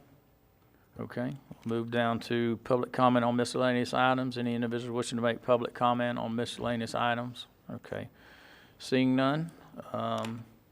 Any further business come before this board? We stand adjourned.